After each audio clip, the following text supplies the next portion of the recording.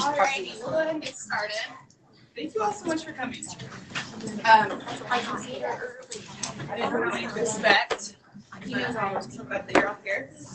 So, if you don't know, I'm Jessica Smith. I'm the preschool specialist here at USP. I've been here for a year now. And I'm actually the veteran in early childhood. That's the turnover there is now. Melissa Bowe is here, and Tammy Goodwater, where they both left the agency. So now between me and Jamie and Teresa, I'm the veteran. So don't ask me too many hard questions. It's still only been a year. So then Jamie also is our pre-K through 2 specialist. So her and I work really close together in teaching and learning. She's awesome.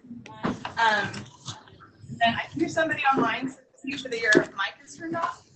I'm creating remotely so that we don't hear all of the exciting things that are happening in space. I just want to kind of go over the purpose of this meeting. Since I started at the agency, I realized that there was a lot of things that I needed to get feedback on, and questions there wasn't really an avenue to do that. So that's why we've created said meeting. There's been established the special ed side of preschool for a long time because that's been required. But there was no platform for this. And then I realized there was no real, I was expecting a community that I could just tap into and join. And so I asked Melissa Bowe, I think one of the first days, where's our list of all the preschool directors? And she's like, oh, we don't have one. And I was like, wait, what? I don't have one. So we're going to work on that today. And so I've combined what we've kind of had in the past and pieced it all together, and you guys are going to help me edit it. But I just thought that it was a real need, and thank you all for coming. And in the future, we are going to plan on tagging them onto Preschool Roundtable so that you're not having to come to 2 meetings. This one, future legislation and other things just needed to happen as soon as possible. But in the future, that will be planned. That will be happening. So, due to the fact that there's not, at least for me and Jamie, we're both brand new, and there's a lot of this preschool community that we don't know yet. If we can just take a quick second and go around, and you guys can say your name and what district you're from and what your position is, that would be awesome. And before I forget, if you're wondering what these green lights are in the ceiling, they're microphones. And so be aware of your conversations at your tables. I kind of always wish that people would mention that to me. It won't pick up some things, but it will pick up. And so just be aware that you're always mic'd, which I think is good to know. So if we can we'll start over here and introduce everyone. So my name is Michonne Terry. I'm preschool specialist with Weber School District. And I'm Lori Rasmussen, and I help oversee the preschool program at Weber School District. And you're the superintendent. I'm Peggy Baker, and I'm seeing a friend I haven't seen for years. And I am the grant preschool coordinator for Weber. love it. And I'm Amy Peters, and I'm the special ed preschool coordinator in Weber. I'm Terry Mitchell. I'm the early childhood administrator in Canyon School District. Hi there. Okay, this is a great thing for you all to just become friends again, right? There's some faces I haven't seen in a really long time. So, yes. I'm Christina Shade, and I'm a special education preschool teacher in Carbon District. I'm Beverly Martinez. I'm the preschool coordinator in Carbon School District. Debbie Jensen. I'm the preschool coordinator in Iron County. Lorraine Flattery. I'm the Gen Ed preschool coordinator in Logan City. And I'm Kim Barfus. I'm the SPED preschool coordinator in Logan. I'm Chelsea Beck. I'm the Norristown Preschool District. In a good line. I'm Tara Boswell, and I'm the preschool coordinator in Wasatch. Shelly Kiefer, Maury School District, Special Ed Coordinator. I'm Katie Fondaco, the Gen Ed preschool coordinator for Murray.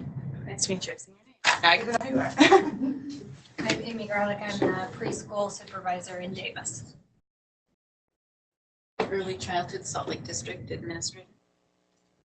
Audrey Powell, Salt Lake District Early Childhood Coordinator. Jump back to Teresa's table real quick.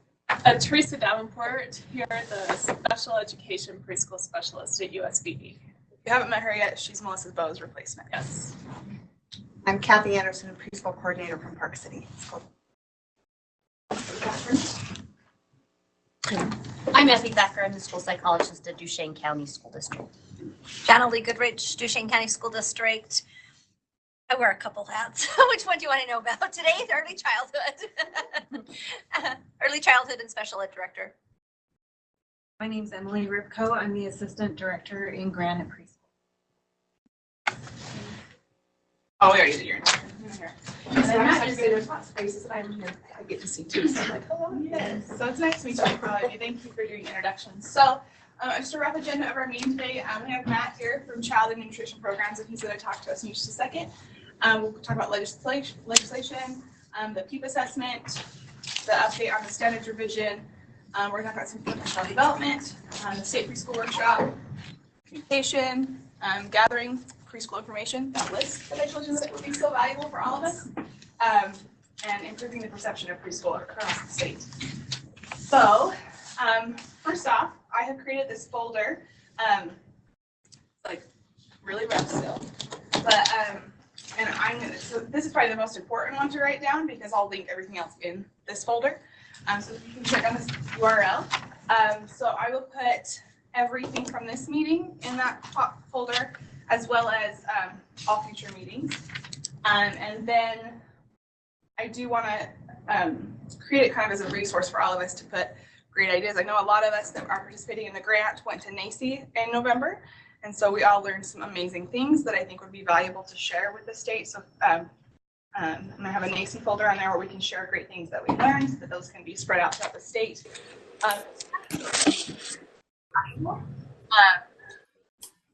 Again, a reminder, online people, to turn off your mics. So just like I'm open to feedback, let me know. All of you probably have a lot more experience in early childhood than I do. And I know that you will think of things that I won't think of. So whatever you want this to be, I am happy to make that be that thing. So just be aware of that one. And so I'm going to turn time over to Matt. We had some people from the summer and after school coordinator program, food program, come and reach out to us. To me and Jamie, we spoke with them. And I think that there might be a way for you guys to access getting snack funded through this, and any way that we can free up funds in preschool, I think is a great idea. So Matt will take a few minutes to explain his program, and hopefully it will work for some of you. So we'll try. Awesome. Well, I'm super excited to talk with all of you today about just the child nutrition programs in general. So I'm going to be covering a couple different types of child nutrition programs. I'm going to talk about kind of the more traditional breakfast and lunch programs, and then I'll touch on the snack and after school meal programs, a little bit about summer programs, and then hopefully we'll have some time just to do some Q&A just to see, where all of you are as far as what you're doing or what you would like to do, and then maybe we can try to make that fit. I will say that preschool is an interesting topic when it comes to the child nutrition programs because it can get very complex as far as there's a lot of different options, and depending on almost how everything is structured and set up and what it is you're trying to do, we might put you under one program versus another program. And so if you call in and you say, I have a preschool, I just want to know what meals my kids qualify for, we're going to pause for a few seconds, and then we're going to ask a whole bunch of questions to because we're trying to follow you through basically this choose your own adventure path of, which federal program is the right fit. So everything that I'm going to talk about today is pretty much in this handout right here. And then if I lose you at any point, just know we're here to support you, answer your questions, and get you access to meals, and we'll help coordinate with you and then your district food service folks as far as that goes. So as far as structurally, not every child care center, even if it's operating in a school district, would necessarily qualify as a preschool as far as we're concerned. And not every preschool is a child care center, right? And just because preschools operate in a school building, if it's a leased space and the people running the preschool aren't actually the school, it may not qualify as like a public school's preschool, if that makes sense, right? And so we do have that situation that happens throughout the state. So in order to figure out, which meals can be reimbursed, it's easiest to think, okay, where are your children enrolled? And so that's where we want to start. Are they actually enrolled in a public school or district? And a lot of times we ask this question to the district food service folks because they're like, hey, we want to give these guys said they want meals, we want to give them meals. Can we claim them? And we say, are they enrolled? Because that's the requirement for your students to be eligible participants. And then a lot of times the answer we get back is, well, sort of. And we're like, okay, but we got to settle on like, are they enrolled? Like that is like the bottom line criteria for participating in the National School Lunch Program and School Breakfast Program. Are they enrolled in a public school? Or it can be a nonprofit private school or charter school. So for those of you, do you have students that are in your preschools right now that are not considered enrolled in a school or in the district? Anyone have that situation? Okay, perfect. Now, how many of you, are all of your students that are enrolled in the school actually, would they be eating at that same school that they're enrolled in? Does that make sense? Because we have some situations where the district's like, well, we have preschool students, but we just kind of enroll them all in one school, but they're actually located throughout the whole district, and they're eating in a whole bunch of different buildings, or they're attending school in a bunch of buildings. You have that going on? Yeah. We have different school entities that we put them under based on whether they're Title I, tuition paying, or special ed student. So they're in entities, but not at a specific school. Some of them are, but most of them are not. Now, as long as they're enrolled and considered enrolled somewhere, they're going to be an eligible participant, but we'll just work through those kind of unique scenarios because that's going to really confuse your district food service folks because they're not going to know where to claim them for reimbursement.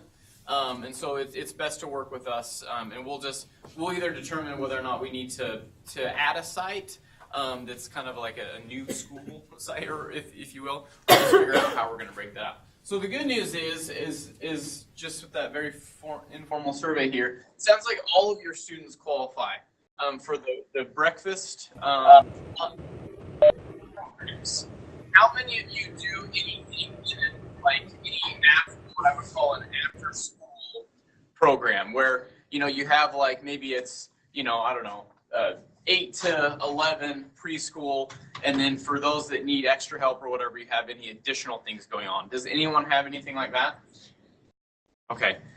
Yeah, if you did, it could potentially qualify for after school snack or an after school meal if there's those additional programming elements that's after their traditional school day ends. Okay, so I'm not going to talk too much about snack and after school. Is anyone operating? Oh, go ahead.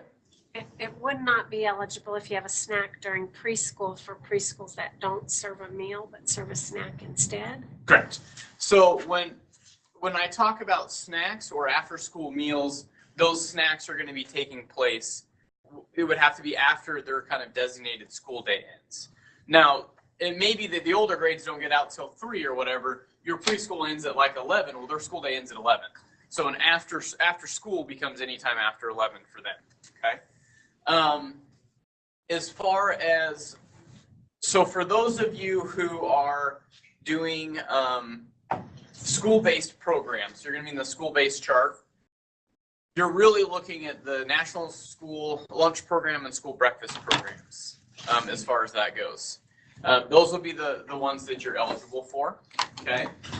Some of you may have heard of the Special Milk Program before, and that's where just like a carton of milk is provided, and you're reimbursed for a carton of milk. That program is only available to students that cannot participate in the other breakfast or lunch programs. Special milk is only for those that can't participate in those others. But that should be not a choice that the school has just made just to not give them access to those programs. It should be that there is some kind of barrier that's going to prevent them from being able to participate in breakfast or lunch. But if they can participate in breakfast and lunch, they're supposed to be participating in breakfast and lunch. We shouldn't just be stopping them from doing so. You got a question, comment? I answered it. Okay. And that's what happens quite a bit. So what we're really encouraging our school district folks to do is find ways to be able to provide that access to breakfast or lunch. And maybe that's breakfast in the classroom. It's one of the best models of breakfast to increase participation, feed children when they're actually hungry. And that's the kind of gold standard model for breakfast. Breakfast before school starts is also, you know, which I consider to be the traditional breakfast model, works. But for kids that maybe are arriving late, or kids that just woke up and maybe they're not hungry yet, or whatever, that traditional breakfast model doesn't always work extremely well. How many of your programs or your kids right now have access to breakfast? Okay, so part of them are? Okay, so we're like probably like 50-50. That's pretty good. That's pretty good. So our goal obviously is to have everyone have access to the breakfast program. So we are not doing that currently. So do our child nutrition people know this, that we're pushing that? They should. we tell them, you know, to make sure that you're including pre-K. A lot of times what I hear back is that, oh, there's just not a need for it. There's not a desire for it. You know, parents don't want it, that kind of a thing. But from our perspective is, you know, we kind of consider child nutrition like an essential school supply. That we want to make sure that kids can make the very most of the awesome educational opportunities you're creating. And we know that access to healthy, nutritious foods at a time when they'll actually eat them is, I mean, can have a phenomenal impact on academic achievement.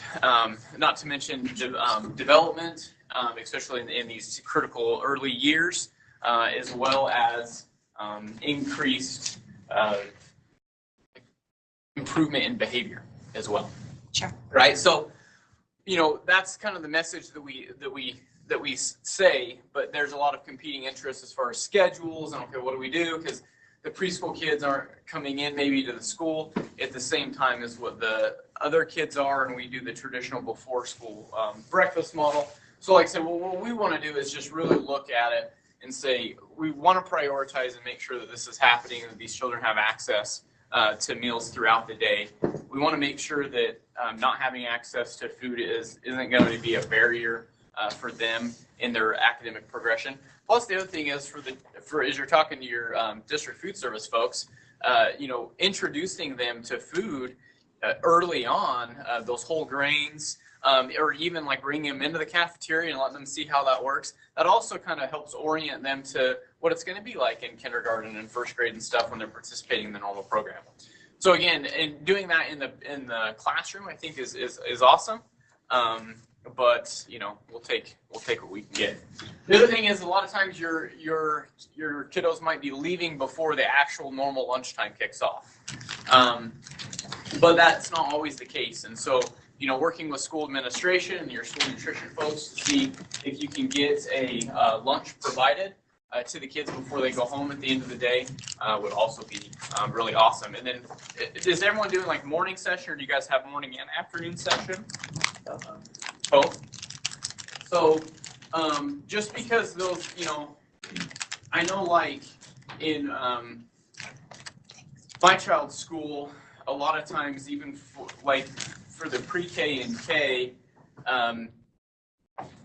we dropped off the kids at the exact same time, but the older kids could go into the cafeteria and eat, but the younger kids were kind of kept segregated on a different playground. They couldn't go over and participate. And so that was kind of a barrier, like a logistical barrier that they had created. And in the afternoon, lunch was already over, but yet sometimes parents can drop them off a little bit earlier. So maybe parents would be willing, and that's something you could, you know, talk to your parents about. Would they be willing to drop the kids off a little bit earlier and have lunch before the afternoon session? I think my wife would have happily took advantage of that, right? So some of these things we say, well, it won't work because of this schedule thing. It's like, well, maybe if we just shift the way we're looking at the schedule, or shift the communication with the parents, we really could provide this access to these programs. And so that's what we would encourage you to do. As far as funding goes, the way that breakfast and lunch are funded, like Head Start and Early Start, they're all free. All kids are all free. They're all reimbursed at the free meal rate, so you wouldn't charge them. At CEP schools, generally speaking, those community eligibility provision schools that are usually, very high free and reduced, generally the meals are free there and they're not being charged. But for the rest of the schools, typically breakfast is reimbursed based on the income of the students that are participating in the program, like lunch, and so that would be free, reduced, or paid. That being said, that's what you're going to get reimbursed from the federal grant program to help pay for the cost of those meals. However, you don't have to charge for meals. If there was other funding available to help offset the cost of the meals between what you're getting in the federal reimbursement, if you had other funds, state funds, or other grant funds that was an allowable cost for, we don't require that you charge meals. And what that's called is, you may have heard it, universal breakfast, or even universal lunch. And that's where they just decided, we're just not going to charge, we're just going to provide the meals, and then we'll just pay for the difference out of other funds between what we're getting with the federal programs. Does that make sense? So that kind of comes up quite a bit. People have questions about that. As far as breakfast meal times, they're pretty flexible. Anytime before 10 a.m. is what we're looking for breakfast. Lunch is between 10 o'clock and 2 o'clock. Okay, for meal times there. And then the meal pattern that you're using, I left you a chart in case you're interested. But generally speaking, you're going to be using the child and adult care meal pattern, unless the preschool kids are actually like going to the cafeteria and eating at the same time as the older kids.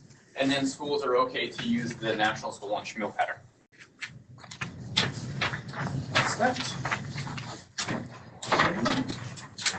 And so, like I said, the common issues, we already talked a little bit about not being formally enrolled. That's like the first checkbox we really need. And then like the site confusion stuff. They're not actually attending or eating where they're technically enrolled. And again, we can work through all that with you. Are there any questions that I can answer for any of you? Yes, please. I have a question. So I had some Title I preschool classrooms that participated in the morning breakfast in their classrooms. One of the questions that we had was whether or not, because not all the food was used. Little ones don't eat as much as big kids do, right? Sure. So the teachers were saving the yogurts and the bananas and putting them in a fridge. And then we were told, no, you can't do that. Can they do that? So we can save money over time? Or is that no, we should not ever do that? I'm going to give you it depends. Right. Oh, that's a good special ed answer. That's good. Perfect. Like a classic answer. Yes. So a couple things to think about, or a couple ways to deal with food waste. So one of them is creating something called a sharing table, which is kind of what you're talking about doing. They have bananas, yogurt, yeah. Whatever out, you can get what you want. You can do this in the lunchroom, or it can be done in the classroom. So long as, and this is why I said it depends, so long as your health department allows it. Okay. So you have to check with your local health department to make sure that they're okay with sharing tables. Okay.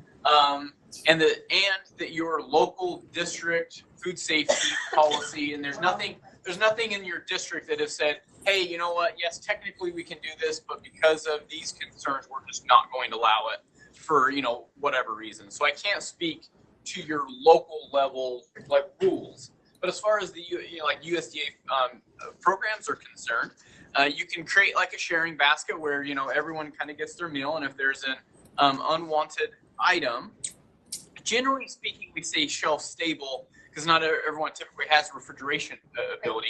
But generally, like a shelf stable or like a whole fruit or something can be sat on a table, and then kids could eat that. So as far as how you want to handle that with the next day, as far as storage and stuff, whether that be taken back into the cafeteria and then re-brought out or something like that, that's kind of a right? Yeah. So food placed on a sharing table can be gathered back up.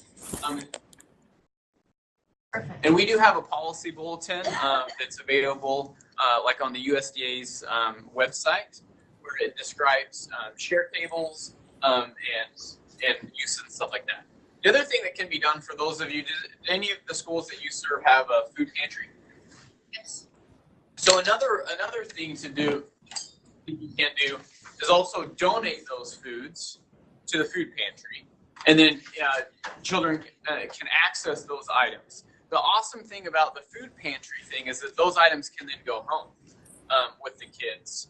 Whereas generally speaking, items from the share table, only one item is allowed to be taken home off the share table. But where we don't actually, we don't, I guess, have any authority over what happens in the food pantries once that stuff's donated away. Thank you. Hey, I think my time's probably up. Any other last minute questions? Yes, please. So is the best way for us to work this out just to go through our child nutrition person within our district?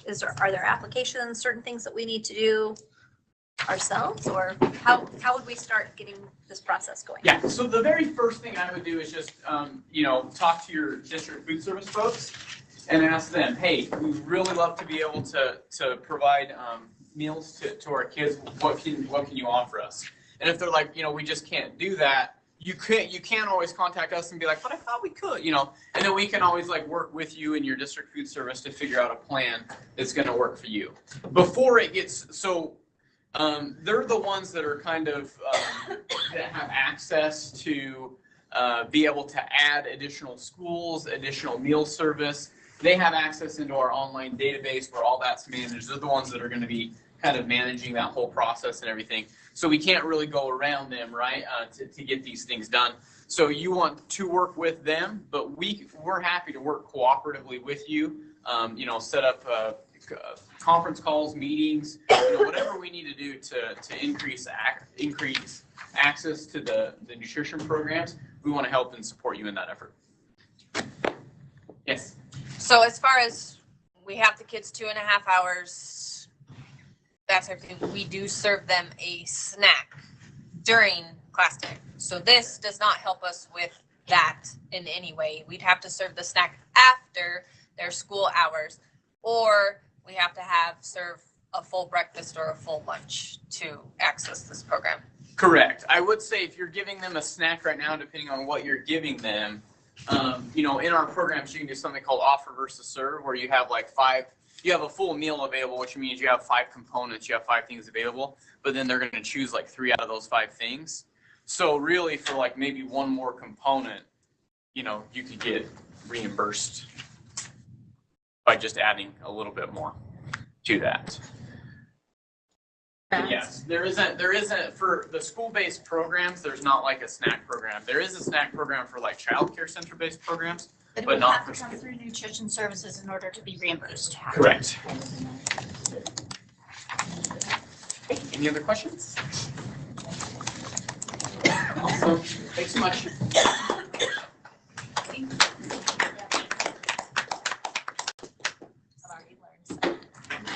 Okay, I hope that was helpful for some of you. They approached us and said, why not? If that will work for some of you, that's awesome. So we're going to move forward. Okay, so we're going to talk about some legislation that's going through.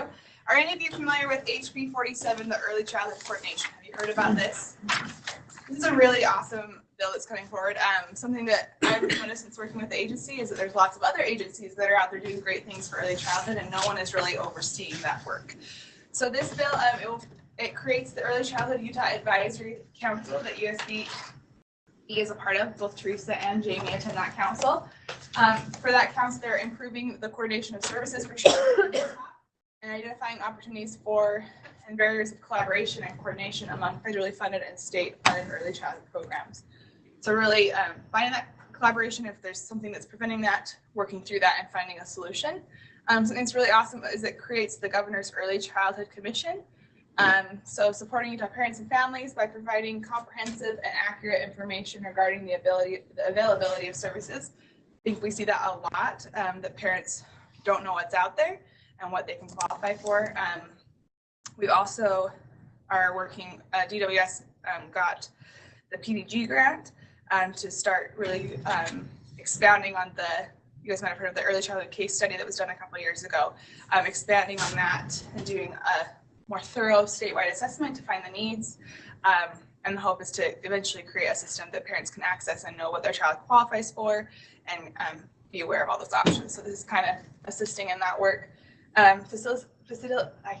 Facilitating improved coordination between agencies, sharing and analyzing information regarding early childhood issues in the state, and developing and coordinating a comprehensive delivery system of services. And actually, I'll put an early childhood person on the governor's cabinet as well.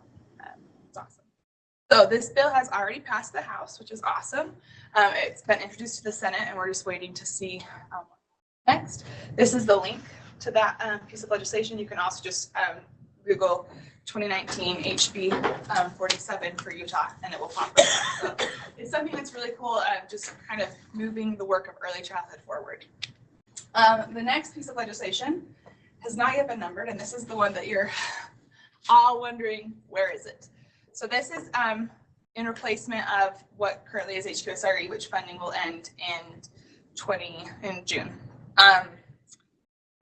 Talking with Jennifer today, she's like, I hope that we'll see it today. So we're watching our emails. If it comes out in this meeting, we will stop and we'll let you all look at it because I know you're dying to. So I did send out in the email that you guys all have the link of Jennifer introducing it to the board. I hope you guys watched that clip. It's really informative to just see the board interact to this legislation and to know their opinions on it. So the purpose of this is to improve coordination of the preschool programming. Previously, HQSR, HQSRE, and Upstart bills. So we've had these different preschool bills, and this bill is bringing them all together into one space. That was a big goal of Senator Milner, is to unite like all these preschool bills and have one space and one piece of legislation. It is a very, it's a pretty hefty bill. It's about 54 pages long, which is what happens when you combine 3 bills together. Another goal is to align systems across providers, including districts, charters, privates, and the home-based technology provider, which is Upstart, but could potentially be another, well, it's Waterford, I should say, providing Upstart, because Upstart is the bill title. That gets confusing a lot. So there could potentially be another provider to Upstart other than Waterford in the future. But both in what was HQSR and what was HQSRE, home-based technology providers can apply to either build or become quality or expand to take in more students. Another purpose is to evaluate the relationship between the participation in face-to-face and or home-based providers and the influence on kindergarten readiness. So we're talking a lot about the PEEP and the KEEP assessments in the legislation and watching and collecting that data. To maintain optional preschool services currently afforded through the sunsetting of SB 101 or HQSRE program from the 2016 legislative session. Of course, that was huge. And Senator Milner's main priority is to maintain the classrooms that we've expanded. And then to permanently codify Upstart after 10 years of piloting. So that's the summary. It should be out very soon. I know I keep saying that, but I really would be shocked if we don't have it by the end of the week. And so I will put it, I'll send a blast email out, but I'll also put it in that folder once I have it. So just watch for that. The big thing with this is that we're going to need support. So I feel advocating and lobbying on the Hill. This is really important, and you guys all have, a lot of you have programs that are being funded with this. So as we move forward, I'll kind of send out some more direction on that, but I would probably let your superintendents know that this is coming, as well as your legislative representative at your district, and emphasize the importance of this. As well as the districts that currently aren't participating in the grant, I think it's important that maybe you get your districts involved in as well. A huge thing that districts have been utilizing this for is to hit that indicator 12 for special ed and to build those the regular ed settings for your special ed students. So even if you're not participating in it right now, this could be something that you could apply for and in the future receive. And so stressing that to your district representatives and letting them know that this is a potential way for you guys to work through that and that you would like them to advocate for it would be great. So again, I'll send you more information as I have it. Before the end of the meeting, that would be wonderful. So I have posted this, planned this, and I have told you in that other email. So Friday, March 29th will be the meeting that we'll hold to review the legislation and the application process and the deadlines and everything to get you funding for the school year. It will be a really quick turnaround, obviously. If I can, I'm hoping that we can send out a little bit of guidance possibly before that to let you know, like, these are things you should start gathering, this or that. Just keep that on your calendar. If the unfortunate circumstance happens and the legislation does not pass, then this meeting will most likely be canceled. But we're not going to think like that, right? We want this to pass. Preschool is so important, and we just need to move that forward. Okay, so I wanted to give a quick update on the PEEP. So it's the preschool entry and exit profile.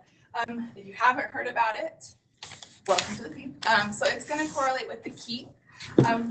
It was introduced in the legislation last year, which was HQSR or HB 380. You'll hear it referred to in code as the school readiness assessment. And so it will have literacy, numeracy, and lifelong learning practices, which is the new term that we're using for social emotional. As you know, social emotional is kind of a iffy subject with some people. And so we've heard from, I think it was the Head Start person, that she had some data of terms that have been very well accepted and understood by people that are not in the early childhood field, and so that's the avenue that we're going. So if you hear lifelong learning practices, that kind of takes in that social emotional aspect. So as far as our development of it, literacy and numeracy areas are finalized, and then we're just working on finalizing the lifelong learning practices. If you've looked at the KEEP social emotional section, it's really short. It's just like 10 questions. That's it's going to be very, very similar to that, if not identical. We're just looking at some early childhood assessments and making sure that we don't want to make any major adjustments. So that's kind of near. The KEEP entry assessment will be used as the PEEP exit. So it's going to be the exact same test. We will print it as the PEEP exit, so you won't ever have a KEEP book in your preschool classroom. But the great thing with that is that we can see what happens over the summer, if there's regression, and it's the same standards because we have, so the PEEP entry is based off the preschool foundational standards or the 3-year-old standards. The KEEP entry is based off of, KEEP entry, PEEP exit is based off of the kindergarten readiness standards or the 4-year-old standards, and then the KEEP exit is off of the kindergarten standards. So there's only those 3 areas to match to, so that's why there's really only the 3 assessments. There were 4 books. So the data entry system, there will be a system online for grant participants to enter their data. I say grant participants because that's what we're starting with. They're the ones that are required in code to provide us their results, so they will for sure have access. If you want access to the data entry system, and I think it would be good for us to get that data, just let us know and we can let IT know and they'll work on getting them in. But for right now, with this brand new system being created, the grant programs are going to have priority for being entered into the data system. So, but there will be a place for that. So for right now, we're aiming for a training in May to train teachers and staff on how to use and administer the PEEP entry and exit. We'll probably do the exit training later on, closer to when they're going to be giving it. Originally, she was thinking May, but after some discussion, we said a lot of our staff isn't being paid during the summer, and so that would be really tricky. So we're going to shoot for May. The big thing that's great, though, is that you guys can send a couple trainers, like people that will become trainers, to the training, and they can train your staff. So you don't have to send everybody to us, and there will be a online version of them that they can also watch and participate in to be trained. So my understanding is with the KEEP that licensed teachers have to administer the KEEP. I thought they changed that, didn't they? Well, I thought this year assistants could. So if that's the case, I mean, we're giving the entry KEEP as the exit PEEP, and most of our programs do not have all licensed teachers. Yes, agreed. So PEEP is a different, preschool is a different beast. We know this, right? It is. And so tomorrow we're actually having our meeting talking about the PEEP training. So I'll bring that up and just make sure that that's clear. I don't think it's a problem. I think the main thing is as long as they have completed the training, they're good to get the assessment, but I'll follow up on that. Yeah, so it's the PEEP. That's our cover. Look how cute it is. I'd like to see a picture. I think it's fun. She really did like owls too, but she was like, it's a PEEP. It should have like birds on it. But I think this is more preschool and I like it better. So anyway, that's the PEEP. So as you know, we've been revising the early childhood standards. It's taken longer than we anticipated for various reasons. So I'm going to turn the time over to Jamie. She's been taking over this work and doing a wonderful job. When I got here, a couple things got dumped on me, and this was one of them. And I kind of was just like spinning and didn't know what to do. And she has taken it on and just done an awesome, awesome job. So I'm going to turn it over to her to update you guys on this. And I'll take back over. A tissue. So with our early childhood standards, the revision started in 2017. And since that time, it has gone through 6 people. I am number 6. I started in September. So after being here for 3 weeks, they said, hey, why don't you take this on? And I said, okay. So let me just give you a little bit of a background of where we're at. This was last revised in 2013. Then what happened is when they came out with everybody needs to administer the keep, right? So when we're administering in public, this is what everybody's going to do. There was not a numeracy standard anywhere in the 4-year-old standards for early childhood about counting. So they had to go back and revise the early childhood standards because they have to move their data off of our standards. Okay, so that was the reason that they originally went back in to revise them. They made a few small changes to help adapt with that. But then what happened is that there are certain other, as you guys know, early childhood covers all the domains of learning, right? So you have your English language arts, your science, your health, your social studies, all of that is covered in your early childhood standards. Well, science decided that they're going to redo theirs, and health has decided that they're redoing theirs. And so we could have they could have revised it, they could have handed it out, and then 6 months later it would have been out of date. So they decided to kind of put it on hold. So just to let you know that that's why it's taking so long, because they have since done that, we now have to create our standards to align with the current kindergarten standards. That is why the process has taken quite some time. So with that being said, I just wanted to let you know, like, English language arts was completed in June of 2013 for kindergarten standards. So we have revised our early childhood standards. We've had a writing committee that came in before I started, and then I am now just getting the writing committee back together, and I've invited a couple other members to be part of that writing committee because we've had a couple of people drop out. But so we are linking to the kindergarten 2013 standards, the math 2016 standards, your personal development and growth. That's kind of an area where we're kind of putting your physical education and your health. They've just finished their 90-day review, and they are now going up against her up to the final approval for those to be first, I guess. And then with that being said, that area had not been revised since 1997. So, a few things could have changed. And then social studies, we're reviewing what other states are doing in social studies, because our social studies standards have not been revised in a very long time. And so I'm kind of looking and see what other states are doing in the area of early childhood to see what we kind of want to do with social studies. And then with fine arts, they were revised in 2016. And I have been working very closely with Kathy Jensen. She's our fine arts person here on staff.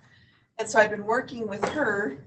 The writing committee did a great job, but those standards, those kindergarten standards, so our early childhood standards, fine arts. So say for instance, you take dance.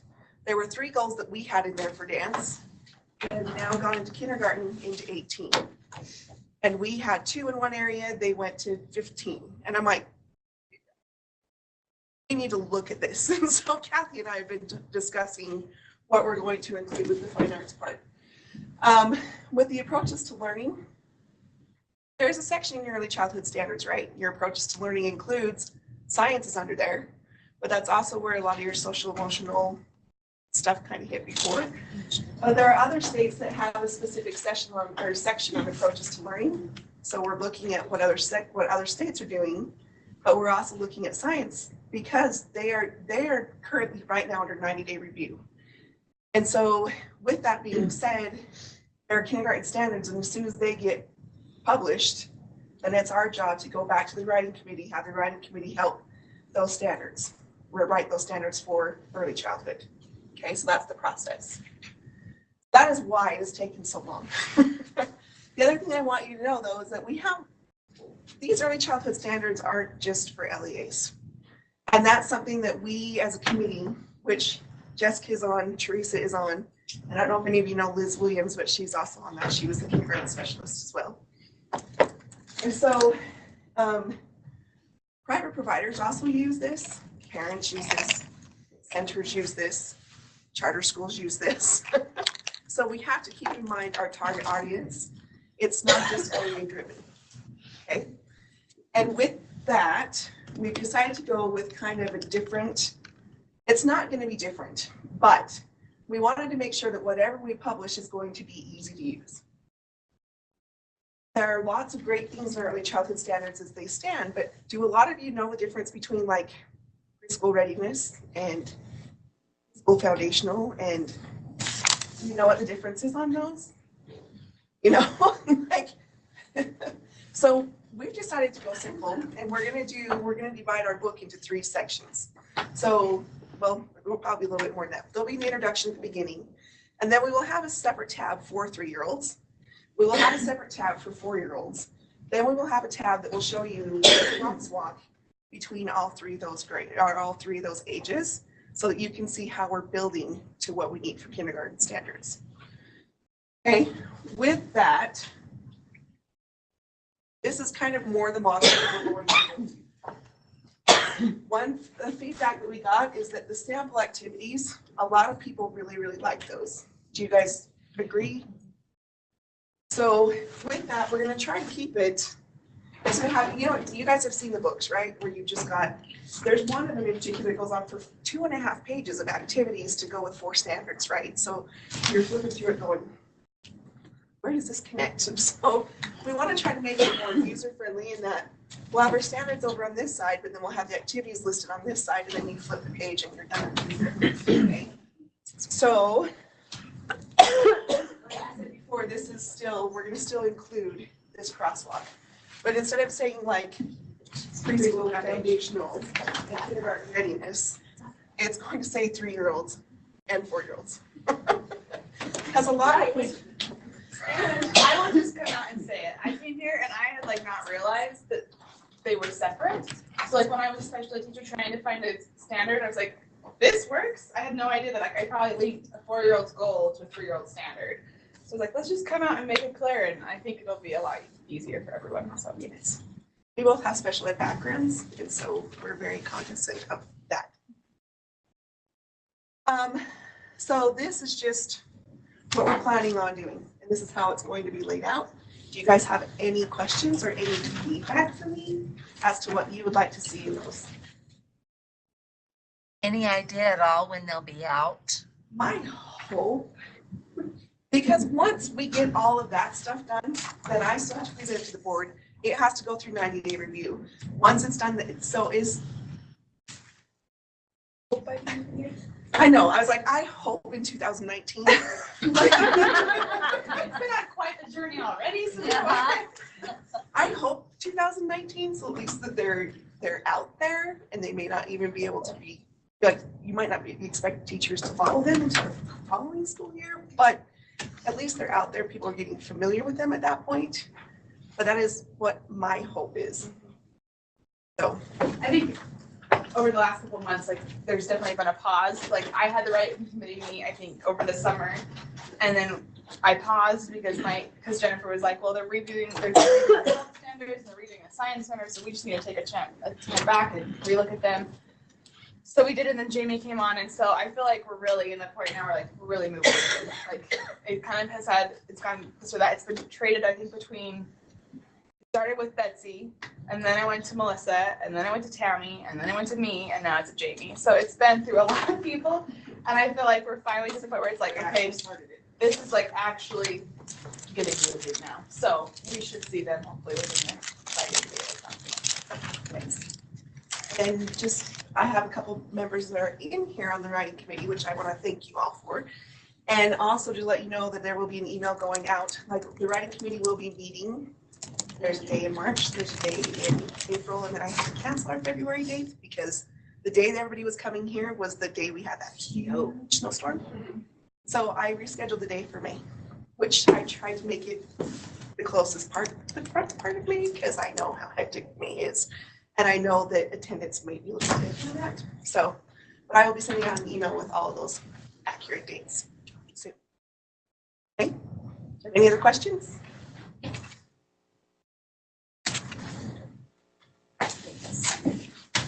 I'm really excited to see what they end up looking like. I think we're heading in a good direction. This next part, will you take notes of our conversation? Okay, so like I said, us here at the state office, we sit in these meetings, we come up with great ideas, but I want to talk to you guys before we run with the thing, because you guys are the ones that are utilizing it. You know what you need better than what I'm guessing you need. So I just want to review some of the things that we're contemplating and working towards, as well as some things we've done, and see what you guys value, what you would like to see more of, and this or that. So we'll just kind of go by topic here. So the first thing that's kind of brand new that we're thinking about doing is,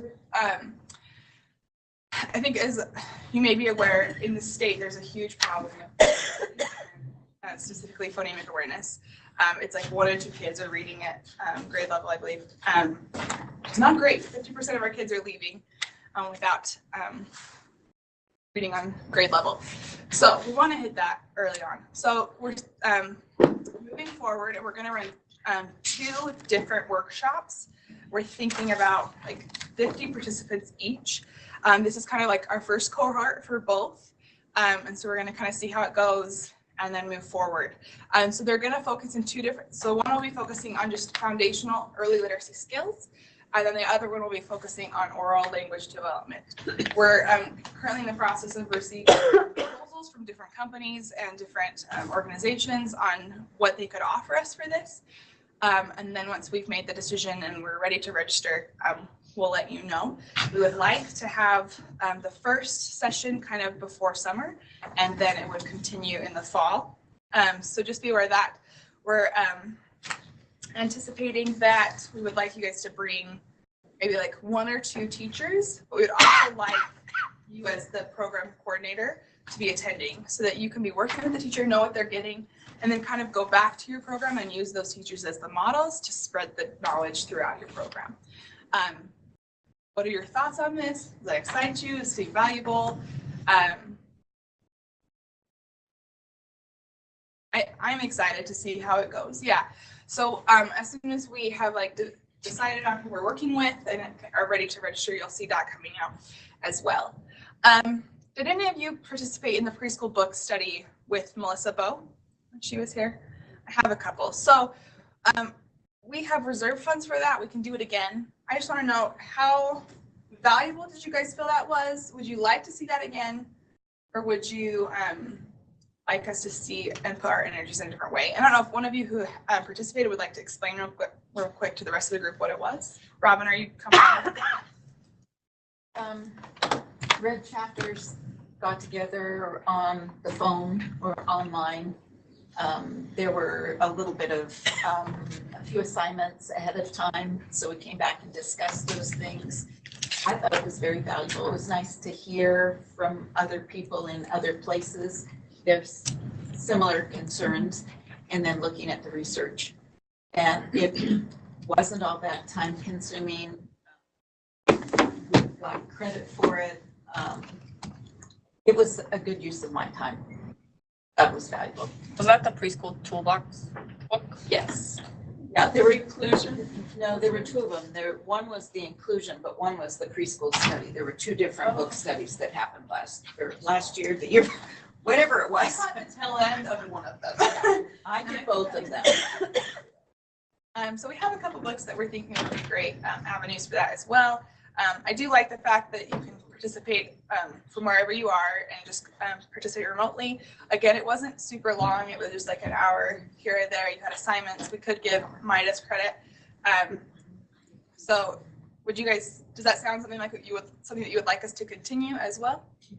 Okay, awesome. So the state preschool workshop, how many of you were able to attend in September? Quite a few. Okay, so I'm going to be honest. That got dropped on me and I had to whip that thing together in about 2 months. So I know it was far from perfect, but I do think that we still had I had a lot of great feedback that people really liked it. In the future, I would like, so what we did is we had, I think, like whole group sessions for a couple 3 or 4 sessions in the beginning, and then we had lunch, and then we had breakout sessions. And the breakout sessions were really short. They were like 20 minutes. And I got a lot of feedback on we want breakout sessions to be longer, which is great. And I think that is valuable. I think you do learn better when you're in smaller situations. My question is that valuable? And as like, I think it's really good as like a preschool community for us all to come together to see each other like once a year. It was really fun. We had Lakeshore there. I had some giveaways. But I'm just wondering if that model is as effective as what like, or if we want to move to like more this workshop model. And I know that's kind of a little early to be asking since we haven't seen that workshop model. But the workshop, as we know, like professional development is more effective. There we go. When you have someone that's like following up and like coming into the classroom and moving forward, rather than us coming and having a great time. And then I wonder like how much of that actually goes back and goes into practice. So I was able to bring my teachers, and it was a lot of them have commented how they wished there were more opportunities for them like that we could come together as a group, build as a team. They all got to go to something that they wanted, so they still got to choose, and they have implemented it. I don't think that would be the definite focus. I think the workshop opportunity does allow for a better PD, but I think having something where we can come as a whole team, where it's not just you can only bring 2 people, is also beneficial, even if it's just on the other end. But we were only able to just because we had funding with grants. So without that, I don't know if my district would fork out the money to send them. Not that there's that many of them, or that it's that far, or that it was that much. But I mean, because that one was free, so we didn't have to pay a registration fee, but just the driving down and that. So if it can stay free, that will help out. I think her point about it being free is important, so it needs to be as low cost as possible. And all the feedback I got, our teachers went and they really did like it. And we have teachers who are brand new, first year this year, all the way up to Christina's been there 25 years. So when you have a variety of things to pick from, it meets different people's needs rather than somebody sitting there, I know all this, it doesn't meet my needs. So. Any other comments? Like I said, like I don't mind, like we can continue to do all of these things. All of these things are wonderful. I just want to make sure that we're not doing something that's not worthwhile. So as far as this time, we held it in September. What time of year do you guys feel like would be best? If spring is ideal, we could probably do that for 2020. I might probably still do a fall one, but if you guys feel that fall is the best, fall is better. You guys feel fall is better. Okay. Because I just been concerned because I know you're getting students into the classroom and they're setting things up and they're busy, but I also think they're setting up the classroom, so you want to give them that PD then so they're setting it up correctly rather than, you know, they've done all. So you guys feel like September is still a good. Toward the end of September. For the end. Okay, end of September. 1st of October. Yeah. Okay. End of September, beginning of October. Awesome. Okay. And then we had it in 2 locations. We had one up here at the Capitol, and then we had one at Dixie Middle School in southern Utah so that we could hit the population down there. Did that fulfill your needs? Would you like to see one in a different location? I've kind of thought about Provo because Provo is a little bit more central than the state capital, but I don't know what your thoughts are on that. Tricky. Capital? Yeah. Says the North and Logan as well. Yeah.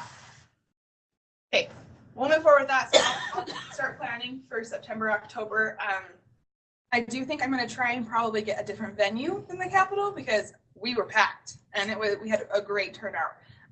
They haven't had one for a while, so I wasn't really sure what we were anticipating. So we'll look for a different venue for that, but that's good feedback for us to have. The last thing that I really want us to have here at the state office is what I'm calling a PD menu, and that us specialists here at the office have like provided, created some PowerPoints and some trainings that you guys can then pick from. So right now we don't have a whole lot.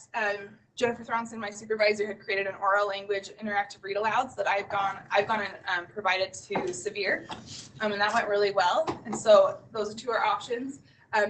Becky Unker here at the office does some math PD as well. And then we have the building blocks training. That's great. Do you want to, can you give a little summary on building blocks? Yeah, sure.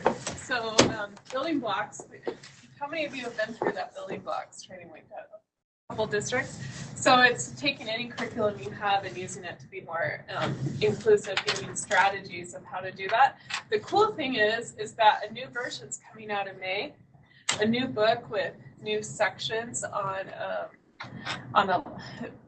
how to implement this more in classrooms. I think it's better. So that will be coming out. So we'll be able to offer building blocks training. We've done that across the state. So it's a book. Going through the program, you get the book and resources of how to implement. It's basically like a tiered model for preschool. So you have your level 1, your tier 1, tier 2, tier 3 activities, but also strategies of, I think the worksheets are really helpful of how to embed IEP goals in inclusive setting and inclusive activities, and to help paras and aides in all of the IEP goals. I just think it's a great tool. And then the new sections that I saw that will be in the new book, the new version coming out, to expand upon them. Have some UDL concepts, Universal Design for Learning students. It's a really, really great tool. And I at the workshop did like 2 little breakouts on it. And I think, like she said, it's great for it being inclusive and like incorporating those IEP goals. But I think the worksheets just like walk teachers through a really good like thinking process on how to like access all students. It's really, really valuable. So Teresa and I are actually going down to St. George next month to go and present this to them. So is it just, it's one day, right? Yeah, it's just about 4 hours a morning. It's usually all we can do. Yeah, and we usually do a book per classroom. Yeah, book per classroom. So that's really great option as well. So as directors, what areas do you feel like need, or you would feel value of like us adding to this list that we could? I think sometimes we struggle with behavior management challenge, and so I think that'd be helpful. I think the other thing that would be helpful is a lot of us are going to curriculums that are play-based, and if we could do some things on embedded instruction so that we're getting a little more bang in that, would be. I think we're dealing with kids with more trauma in their background, and maybe how to help kids that have very traumatic early experiences. Phonemic awareness. Yes, phonemic awareness. We're working on it. I've done some phonemic awareness. I've done 2 or 3 of those so far. So I have those too. Linda Chadburn has also made just some comments on here that she's had a lot of teachers that wanted to go, but were not able to get in because enrollment was full. So whatever venue we pick to try to make sure that that's big enough. And then said that September is kind of tough, but if we kind of did the middle part of, or the beginning part of October, that might be better. It sounds like it is the time. It's all right. Chocolate chip cookies will be great. Any other like related things that would be different from it? So just a question on the PD. When you're saying it's like, do you already have, are they online or do you guys actually come out? So we would actually come out for these ones. It's free? Yeah. Yep, we just come out. So How much does it cost? So we just want to come out and support you guys as we can, like as much as we can. And so we'll build this up, and I'll kind of, like right now I just have the PowerPoint, but I'm gonna, once we kind of have our collection, create like that menu that you have access to, and you can review the slides that we have, and things that we're gonna teach, and see if that would be valuable for your program. Just a suggestion I have is that maybe we do a little blurb as to which each one provides. Yeah. What it kind of includes or what it could include. And then if you guys have anything that you need us to adjust on that, just say, hey, I want to store a language, but specifically I want to get we will that for you. Yeah. We're here for you. We're not like married to these. So if you see the slides, we're really, I don't think they need this, and I'd like this instead, just let us know and we can customize as well. So. Yeah. Kind of going back to the workshop, I heard you say that you're dealing with companies or things to see what they can do. Yes. I would like to see, because there's nothing worse than when you go somewhere and they're just pushing a certain program or product. Yeah. So That's these two, like as the far as worst. these two, we're receiving the proposals, and then once we give it to them, like, we're funding them to come. We have money in our budget, and so they won't really be pulling anything from you. We're bringing them to educate you on the program. So like, they were contacted by one. They're based out of Chicago, and that's for the oral language one. And then if you've heard of letters, for school age, have you heard of letters? Yeah, so there is an early childhood portion, and I'm actually, it's a hole in my knowledge base, and so I have been taking the online course. This time allows. I haven't got through the whole thing yet, but we've contacted them. It would be a combination of like their online course as well as a couple in-site, in-person trainings with some representatives from letters. We've also reached out to Kaplan, and then we're talking to teaching strategies. And so we've just kind of emphasized like what we want. And so they're all bringing these proposals to us. And so they wouldn't be really pushing. And as far as the state workshop, I really am careful on that because I don't want it to become like a vendor fair. I want it to be a time where we can really just focus on the education and not be pushed on stuff. The reason that we did include Lakeshore was because they were so great and offered to do lunch. And so something that moving forward, if we want to include them, I love the giveaways. If they're willing to do that every year and pay for lunch, then awesome. There's also an option for us in Midas to charge a small fee for food because the state board has a policy that we can't use funds for food, but we also feel like to have that many people leave a location and go get lunch and come back is just a nightmare. So we really want to provide that lunch. So those are some items that we're toying with. I was just going to say, as far as the workshop opportunities that we've been talking about, we've been reaching out to the companies and asking them what we would like them to do is come in and kind of do like a kickoff meeting for those people that are part of that cohort. And then they'll give some instruction after that point too, and then allow the teachers to go back in and actually try that out, put it in their classroom, see what it looks like, and then come back maybe a month later or 2 weeks, whatever is determined, whatever we set up is based off of how they're going to run those cohorts. And so Jessica and I are the ones that have been reaching out to them and saying we would like opportunities where the letters would be more, they have a book that they would provide. So they would provide a book, but then they would also come 2 or 3 times or 4 times and answer any questions and teach more material. And now, you know, like, we want you to implement this part and then come back and ask any questions that they may have and get that resolved before they give you new information. And I noticed, like, a lot of times when you go to workshops, you get a lot of great information. You write everything down, but then it's hard to go back and implement them. And if you have questions, somewhere in your file, you have somebody's contact information that I'm sure you've written down, but how many of you take, you know, like, as a teacher, do you have the time that it takes to contact a person to ask questions? And so this is kind of more what that model, we want that model to look like. I'm just hearing from you guys that there's really a space for both. There's a space for potentially the workshops if those work out well and that state workshop. So I think we'll continue with that. Jessica, I'm coming from the special ed world, so I have teachers asking for PECS training. And I don't know if there's any avenues for that. It's been a while since I've actually been to one, but I didn't know if you guys know of anything available. Work on that and look into that.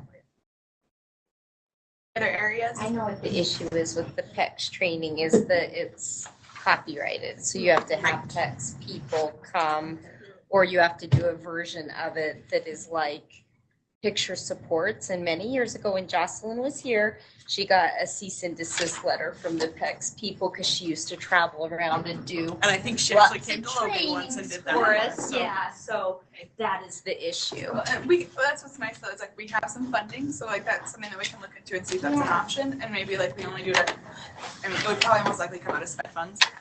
Maybe it's something we only do for a couple of years. We can look into it for sure. And even just visual supports in general. Yeah. Because visual supports in general will make a huge difference in behavior, in language, in communication, all of it. So that's, we're doing it on Thursday. I don't know where. All right. Any comment? Thank you guys so much for the discussion.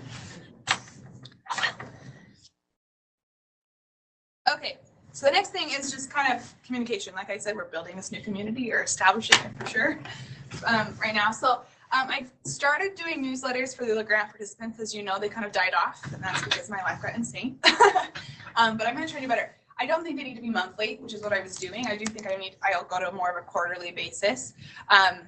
But I think what I'm gonna do is start one like just general preschool and then maybe send out like one page or one section that applies to the grants. I really wanna add to that like some spotlights. So like as we're going around and seeing programs, but as well as you as directors, if you see something great in a classroom, like let us know. I would love to hear that and then we can go down and see it and then share it with everybody. Like I said, we have a state full of experts and great things going on in classrooms. And so I really want to be able just to create a space where we can share that. I'll be sharing the upcoming events, like the workshops and the other PD opportunities, and anything else that comes up, due dates for things for the grants, and like applications for the grants. So just kind of watch for that. When I have sent out the few newsletters that I have, is that something that's been valuable to you guys? Yes. Okay, awesome. So we'll keep sending those out, or start it up again and get on that regularly.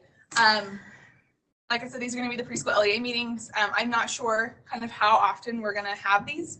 It might be like 3 times a year. It might be on a quarterly basis. It kind of depends on how much information I have to share. I might just tag on to the end of roundtable sometimes. This is something that we're new that we're establishing. So I just hope you guys, I feel like I said this multiple times, but if you need something or you would like us to do something differently, like just let me know. I can't make changes or things that I'm not aware of that you addressed. So there's also this great reference that this great resource that Teresa is using, and I'm going to let her explain how fast. It's Schoology, is that how you say it? Schoology. Schoology, okay. Schoology. I'll come up front so you don't have to. So we're using, if you haven't heard of Schoology, it's like a file sharing place to put files, and we're using it in our special education preschool coordinators group. We have one created, and what it has a front page like a news feed like you'd see on Facebook, where you can type in questions and people can like respond or comment. So if something comes up, you're wondering what another district does for this or that, you can type in there and receive information. And also has an area to share resources. So just have materials stored there as well. So, okay. So have any of you like looked at the one that Teresa set up and started using it? Would you like to have something like that, do you think, for like the general ed preschool space as well? Yes. Has it been helpful? Okay, so I'll set one of those up, and then we'll just decide with the Google folder and stuff, like maybe we don't need the Google folder, or maybe the Google folder is better for like the bigger things that are just resources. But I do love the aspect of like the news feed where you guys can communicate with each other and like have that conversation. Because it is hard to get us all together, and whereas like, with that platform, you all can access it at different times and have that conversation. And you can belong to more than one group. So it'll be set up in Schoology as a group. And so you'll be like special ed, early childhood group, and then like the gen ed. It'd be nice just to have one spot. Or we can combine it. Not a Google folder and not Schoology and not, like if you guys were both doing things in one spot. Yeah. I would appreciate that, so that I didn't have to remember where I have to go to get stuff from you. Yeah. Yes. I agree. So we'll work together for that. Okay. Sounds good. Awesome. Okay, and then I said the Google folder, you guys can kind of look at that. It doesn't have a whole lot in it right now. I did put the HB 47 legislation in there. I'll add the slides later. Like I added one more thing in there right now. But I'll add those by the end of today. And then I have added a NACI folder. There's nothing in it right now. And I was messing with Google for so long trying to make sure that you guys could edit it. So it's okay. If you guys can't upload documents, let me know and I'll mess around some more and hopefully figure that out. But this, yeah, I think a lot of us have all attended different sessions at NACI and things like that. And as well as UAURC coming up, if we have those great resources that we can put in there, would be awesome too. So, okay, so if as a team, so as a district, mostly like as an LEA team, if one of you can like pull out a device, well, a laptop will probably be best. And go to this website. So this is the contact list that I have acquired. I put a lot of names on there, a lot of numbers, what I had. I don't know if it's current, if someone's been retired for years. So I want you to just edit it. You can find your district and go in and edit and make sure that things are correct. So I kind of want you to work through this list. So remove outdated contacts and information, correct errors, make sure that you check all 5 columns on the table. Add personnel if I'm missing someone, which I most likely am. There's lots of empty boxes on that form. Complete all the columns for the contacts. If there's multiple phone numbers listed, specify. So if it's someone's cell phone, if it's a fax number, faxes aren't a priority, but if it's on there and it's fax, you can let me know. But most just like contact. This is also on the spreadsheet itself. On the side, you can see there's a little yellow box that has these. So I want you to highlight in pink the director who should be our initial point of contact. And that might be a couple people in the LEA, but I don't want to have to be like emailing all of your preschool teachers. And there might be some preschool teachers on there, especially with the smaller districts. So whoever you think could be the person that like then spreads it out to everybody else, like highlight that person so I have a quick list of, okay, if I send this to my list that all districts have it and I know that you guys will pass it on to other people. Are there other preschool programs in your district? Please add them. We need access. Yeah, Dang it. Everyone's on there doing it right now. That's great. Right, we can't edit anything. Oh, you can't. Unless you want to access. We can already. Oh, it's you only, yeah. There's a couple of yours are muted. Let's see. Right on it.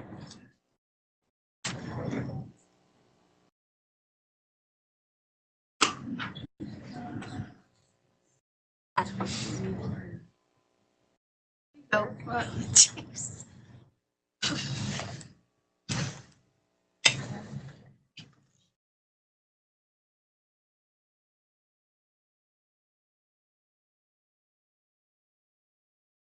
Yeah, change that.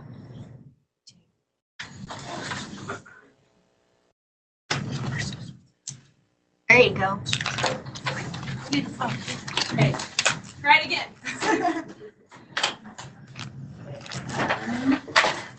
And people online, you can access this as well right now. Letting you in? Yep. Awesome. Yep. It's a great idea just to do it here and then. Yes.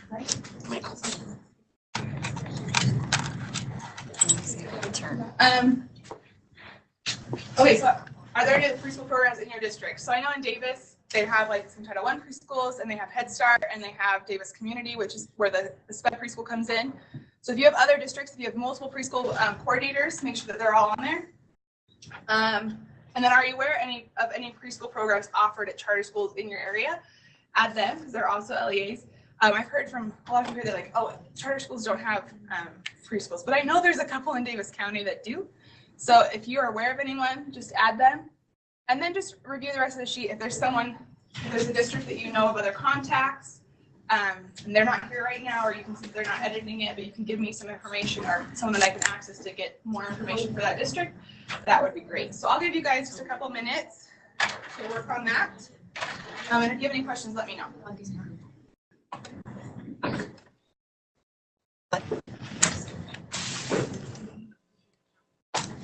I know, I don't know.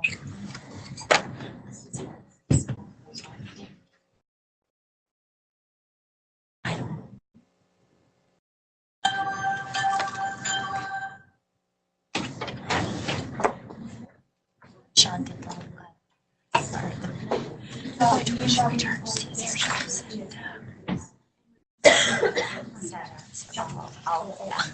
You're going to have conference first of March. There you go. Say it's free and how she accesses it pays online. Sure.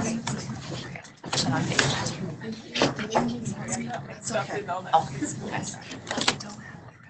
I know, there weren't any that looked stable, so I'm still looking. That's right.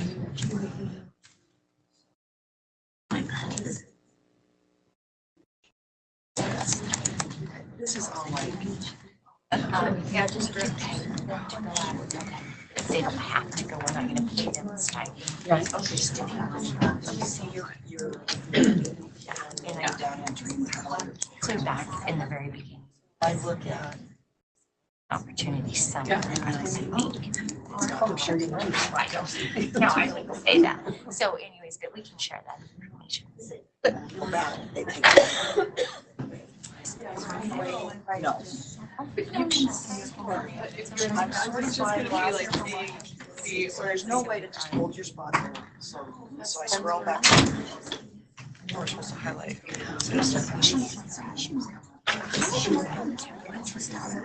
It's not tabs. I just. It's not.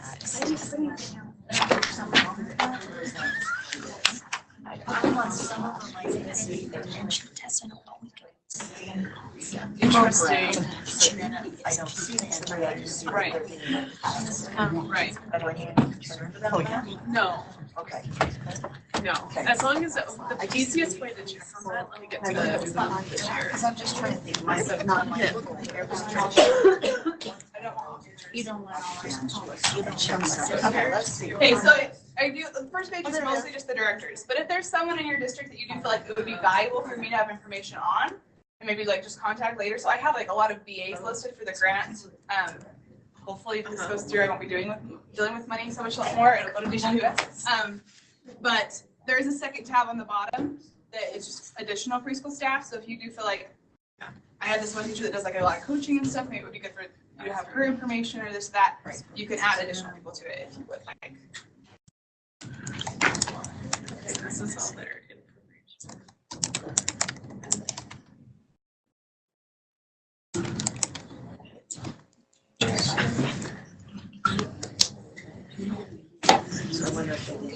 Tell me again. So as long as I'm seeing that, I see that. And you want the person else. like whoever, I feel like I could put it to them and they could blast it to everybody else. I'm sure he. So I don't have much. And I'm okay if it's like, if you feel like, I really feel like 2 people should have it, that's okay. Yes. So if we want both people who's on the list to just be highlighted, just highlight both of them. He had a list. I'm sorry. I'm sorry. I'm sorry. I'm just struggling a little bit. I need to refresh it. Yeah, and as long as it's in this program, you see. Draws them in. Right. Or she feels like I'll be working with them. Like, I don't need all the others. There's someone that she's like, oh, this is a great person. Like, We were talking about the anchors. be involved in that more statewide. So if I don't have sense of date, dawn. Yeah. But it's just a site. Be prepared. Right. And my secretary.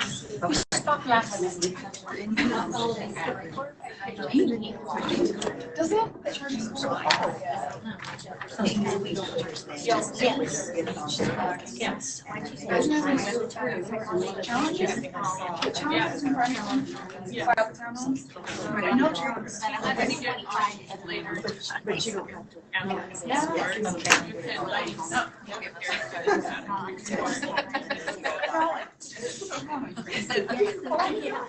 Yes.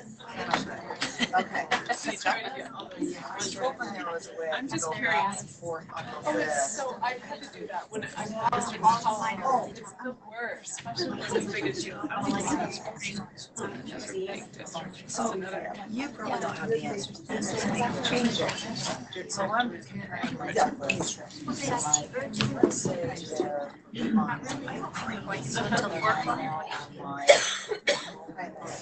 Oh, okay, so they left your, so you can just be like highlight It's not cheaper. Okay.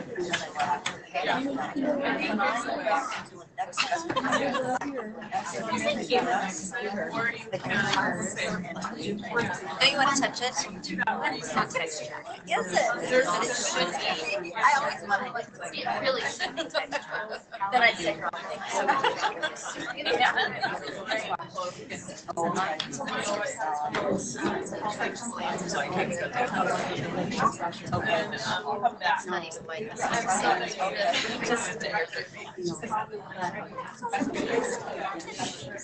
I want to know like the preschool and I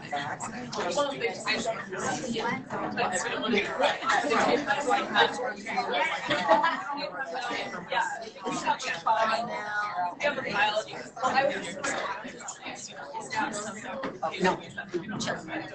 Just click there's an exit screen.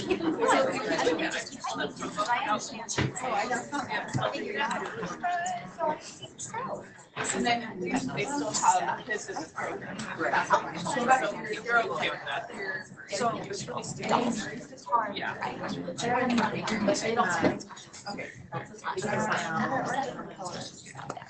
Like just at the very end.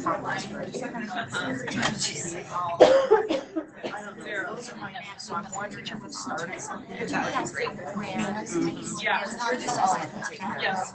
So if you're adding a charter school that you know has a preschool, if you'll just put it under whatever district it's in, later I'll go back and separate them, but then I know at least like what area. But yeah, Does anybody else need more time? Correct to say. I have a question. Yes. We're just trying to make a lot of changes in our district. And I'm just kind of wanting to know, like, for your guys' programs, like, are most of your teachers, ours are all paid, they're paraprofessionals, commonly a teacher and at their own pay scale. So are most of your programs certified teachers, salaries? Are they aides that are paid differently? I have a big meeting with our board. I have to have numbers. So any input would be great. Throw it out there. Again, we were back here talking. No, it's okay. All of our teachers are certified teachers. Oh, wow. Our teachers. Go ahead. Will you say your district? Sorry. Okay. They're all certified teachers, special ed teachers. So I don't have to pay two people to come in and provide services to kids.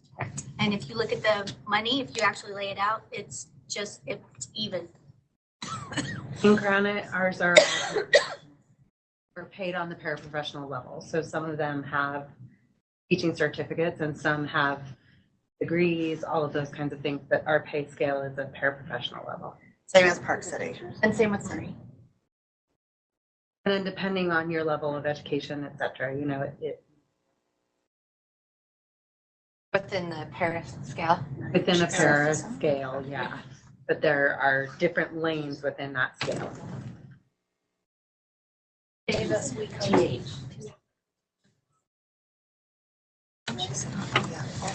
I have a certified teacher in every class.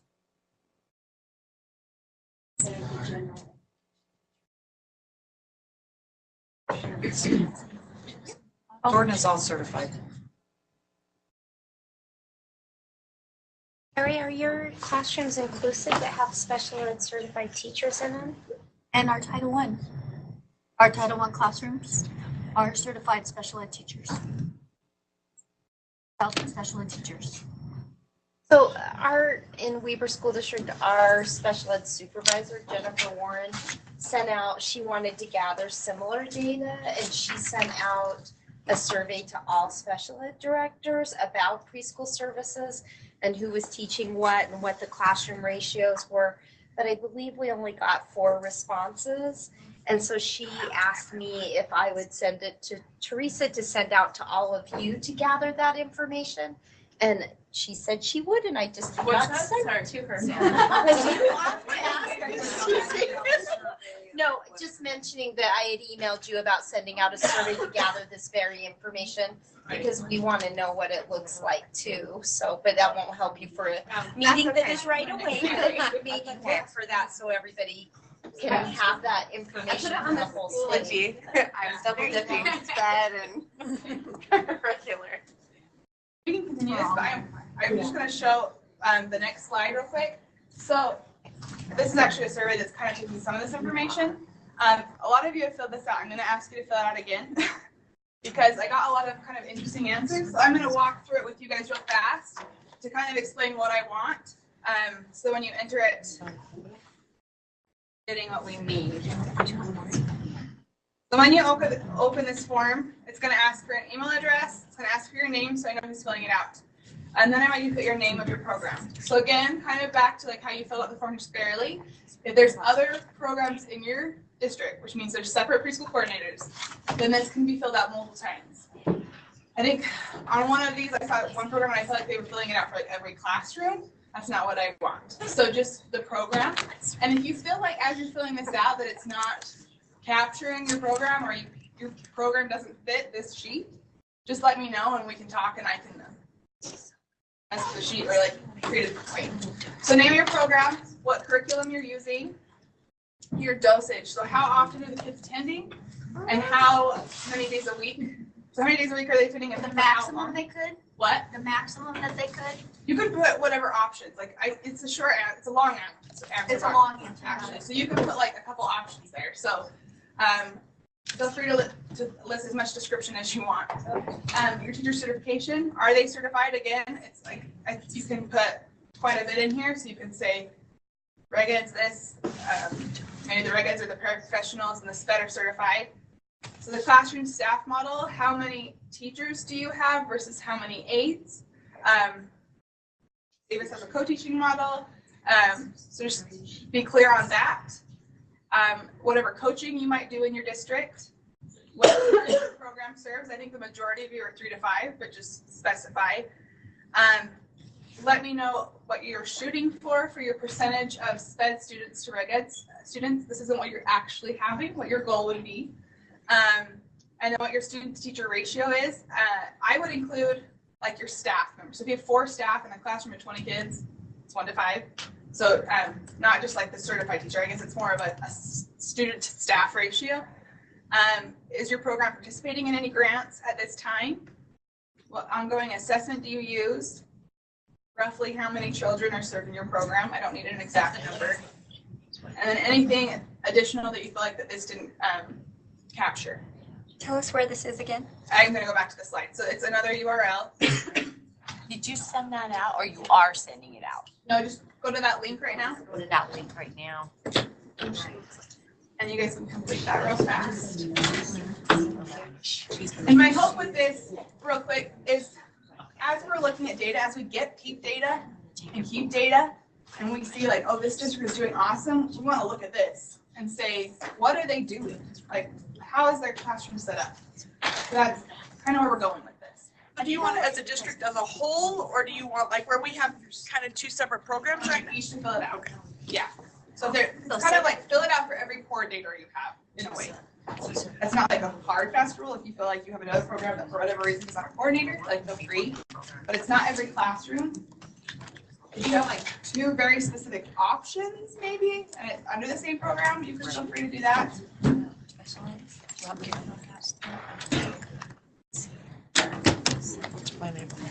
I'll count.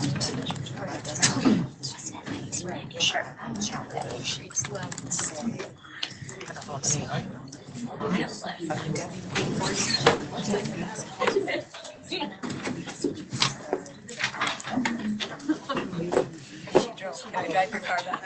Yep. I suggest just give that. Which is fine.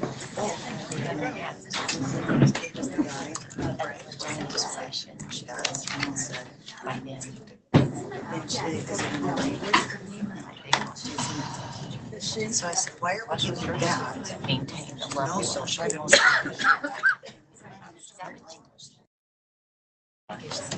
So it'll be interesting. I said,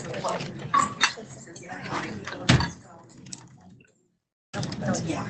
It's not. I just think how documents so for this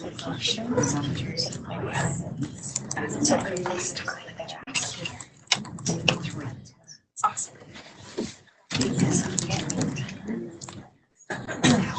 I should probably ask. I think it said they only used 5.3, so they're asking for 6. Jen, just relation to funds. 10. It's his just really rough. She's right.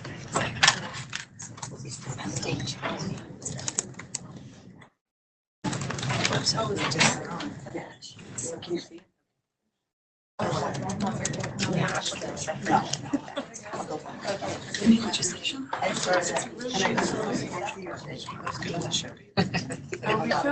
here. On my end, not yours. Oh, yeah, it's like. And what do you have to do? Yeah, that's fine. I know it's not. The baby though.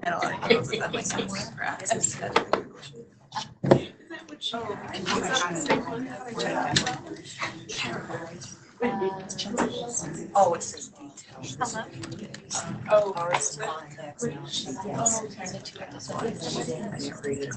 Hi, how are you?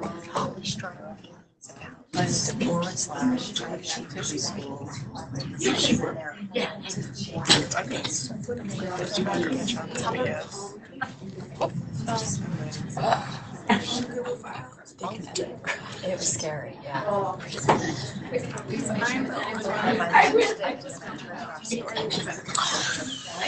I felt grumpy and they had no idea why.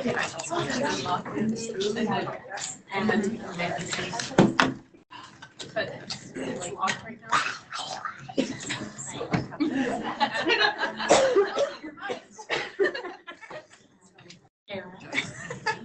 Generally, And I'm working with text. The only question I have is if we're gonna expand you're all gonna fit in that room. Is my concern. class. Talk about that. Still have it, but I'm not, it's not I'm required to come. Do you think?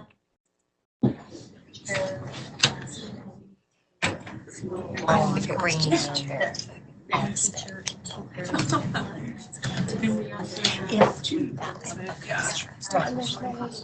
Oh, you tried to get an application where it's not. I just didn't know. We talked about it, we just didn't share. I'll just. Well, actually, no, I didn't get it. Well, that's sweet. Just picture the stuff over that spot. Well, right, so everywhere else. And I think it's fine. No, but for some reason, I think it was fine. I think it's fine. Trainings here and there. Bringing small. They're getting ready to move to inclusive. For us. Well, It kind of depends. Something more.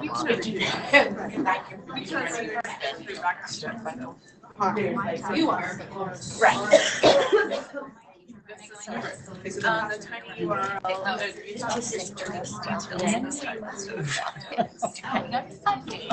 Yes, yes.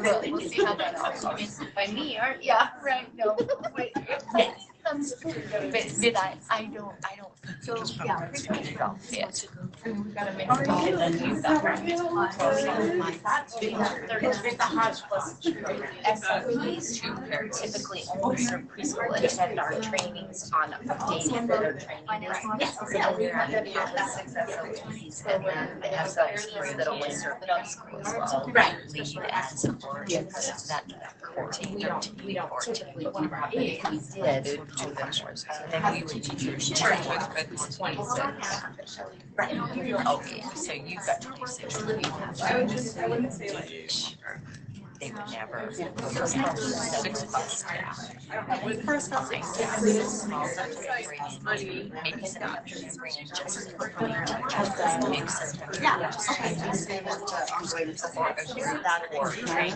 Trainers, like, and teachers on training. And you have to. Materials. As I when And the lead. quick learner, right? Why I like to see. That's, yeah. And then what happens and then you have to start. And it's their both. Yeah, you do. Yeah, that's so rare. Can't you get both? I heard you can get both. Yeah.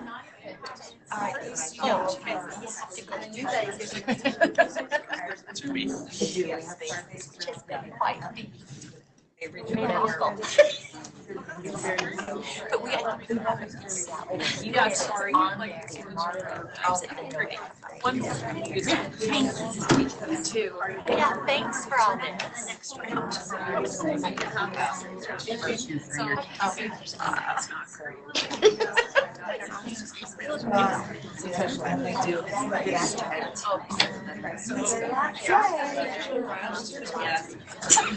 You know, but I could experience it.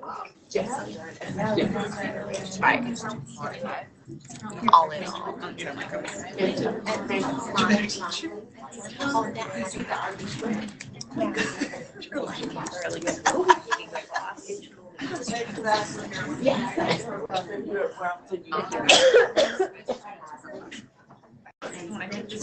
She was a great teacher and great, I'm sure. I'll be like, yeah.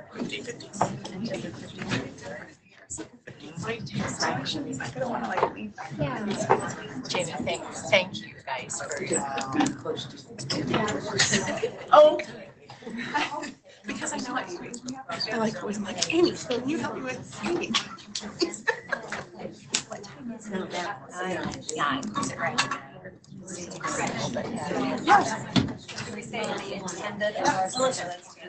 I told you. I'm sure.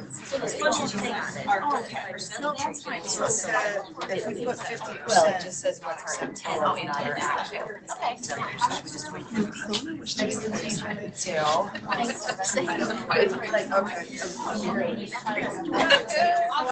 Teachers to adults.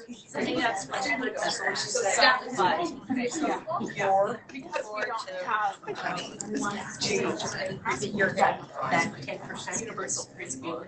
Right. So it's new. Counting? I'm counting. How many eggs have I accounted for? Is that what I need to do with my friends? I could not say that. That's why I and I know it's just say. Not all of them. Okay.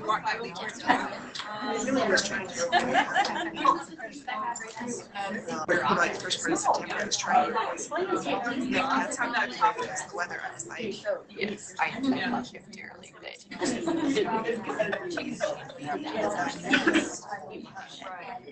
So you.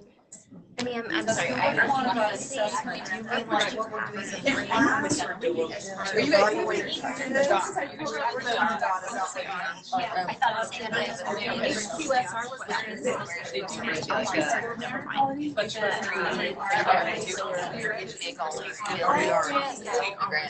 Maybe Tuesday to grant. Which Does you are ready for it?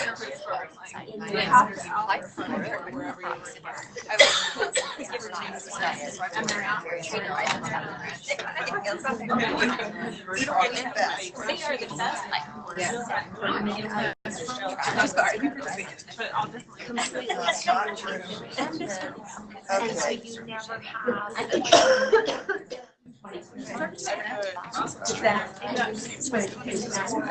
Yes, I heard.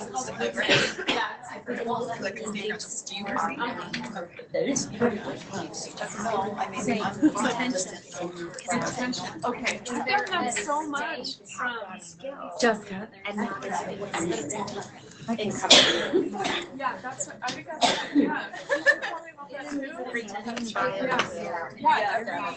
Just I've had like 3 or 4 districts.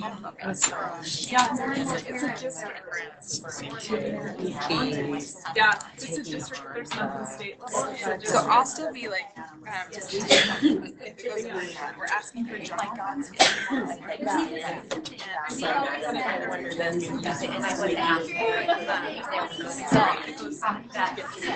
We're not. good staff, then like I don't want to hear. We're still learning. I don't want to hear the Evaluation and they know it all going out to the observation. Right. They'll probably know. That we're in the today. You know?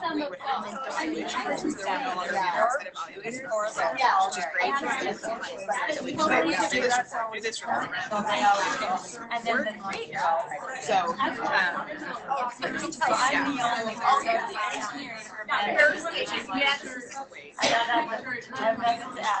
right. All my teachers and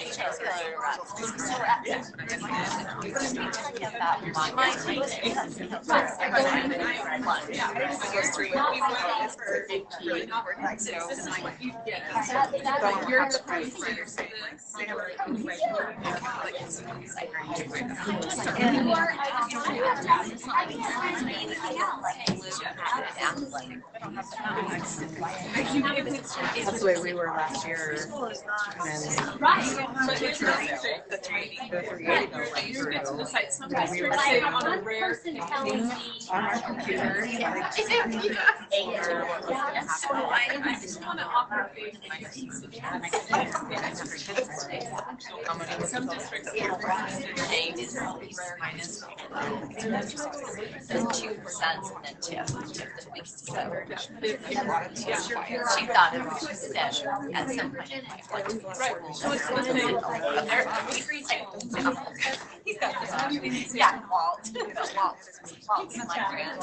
So. Another thing to talk to parents, I think if they're going to need post-school support, they listen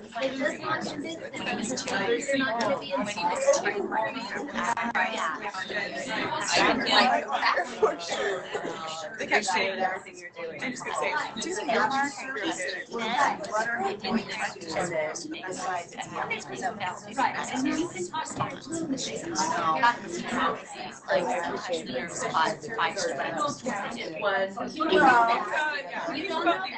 We always say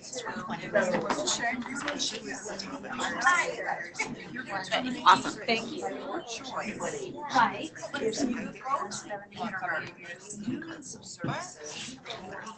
Yeah, I'll give you a couple minutes to wrap up some conversation, and then we'll move forward. So, but also if you have a policy, There's no policy. well, if you have a policy for your dentist, but they have to go through it, and then your special ed, your policy. Someone could argue that that's not fair. Well, not equal for special ed, you're holding back special ed, like they're not actually saying.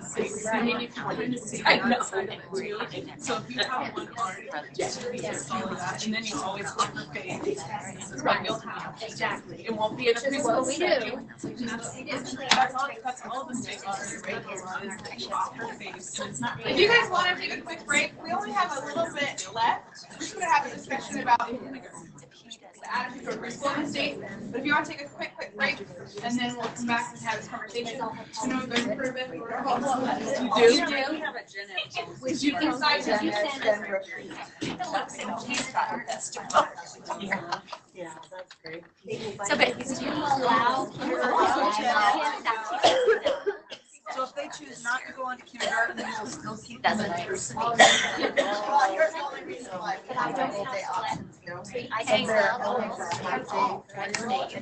I'll see you day after tomorrow. She's filling out the same too. So she said that the additional information.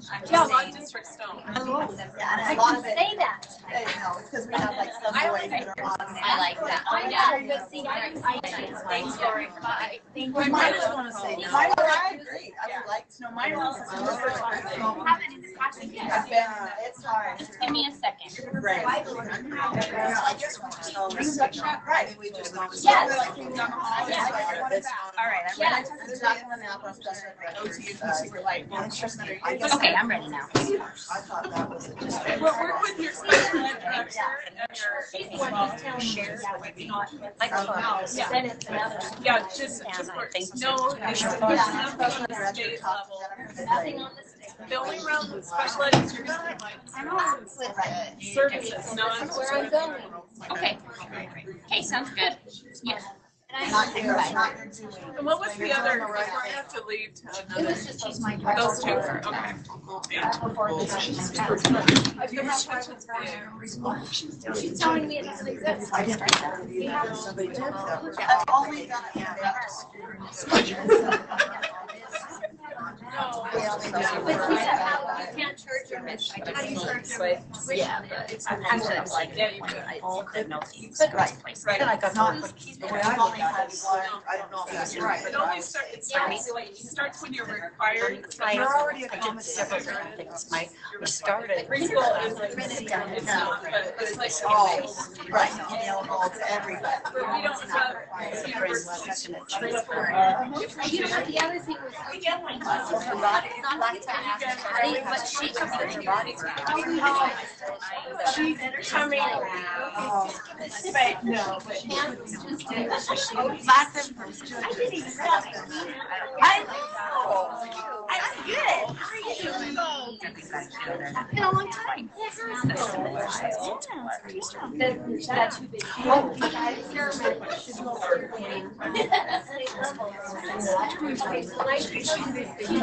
I knew that she was going to say that. I didn't really want to hear it.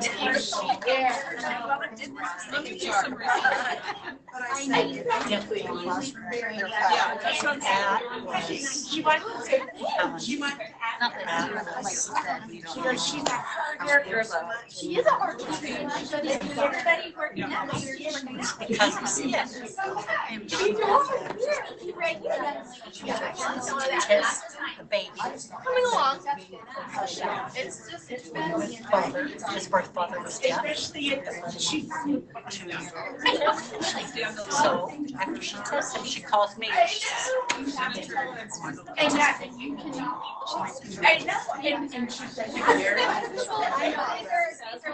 So we have social services. we know about a baby. And we want, yeah. Yes, it's in a town. We're so hush hush. All right, let's come back. Like offended that we knew this baby existed.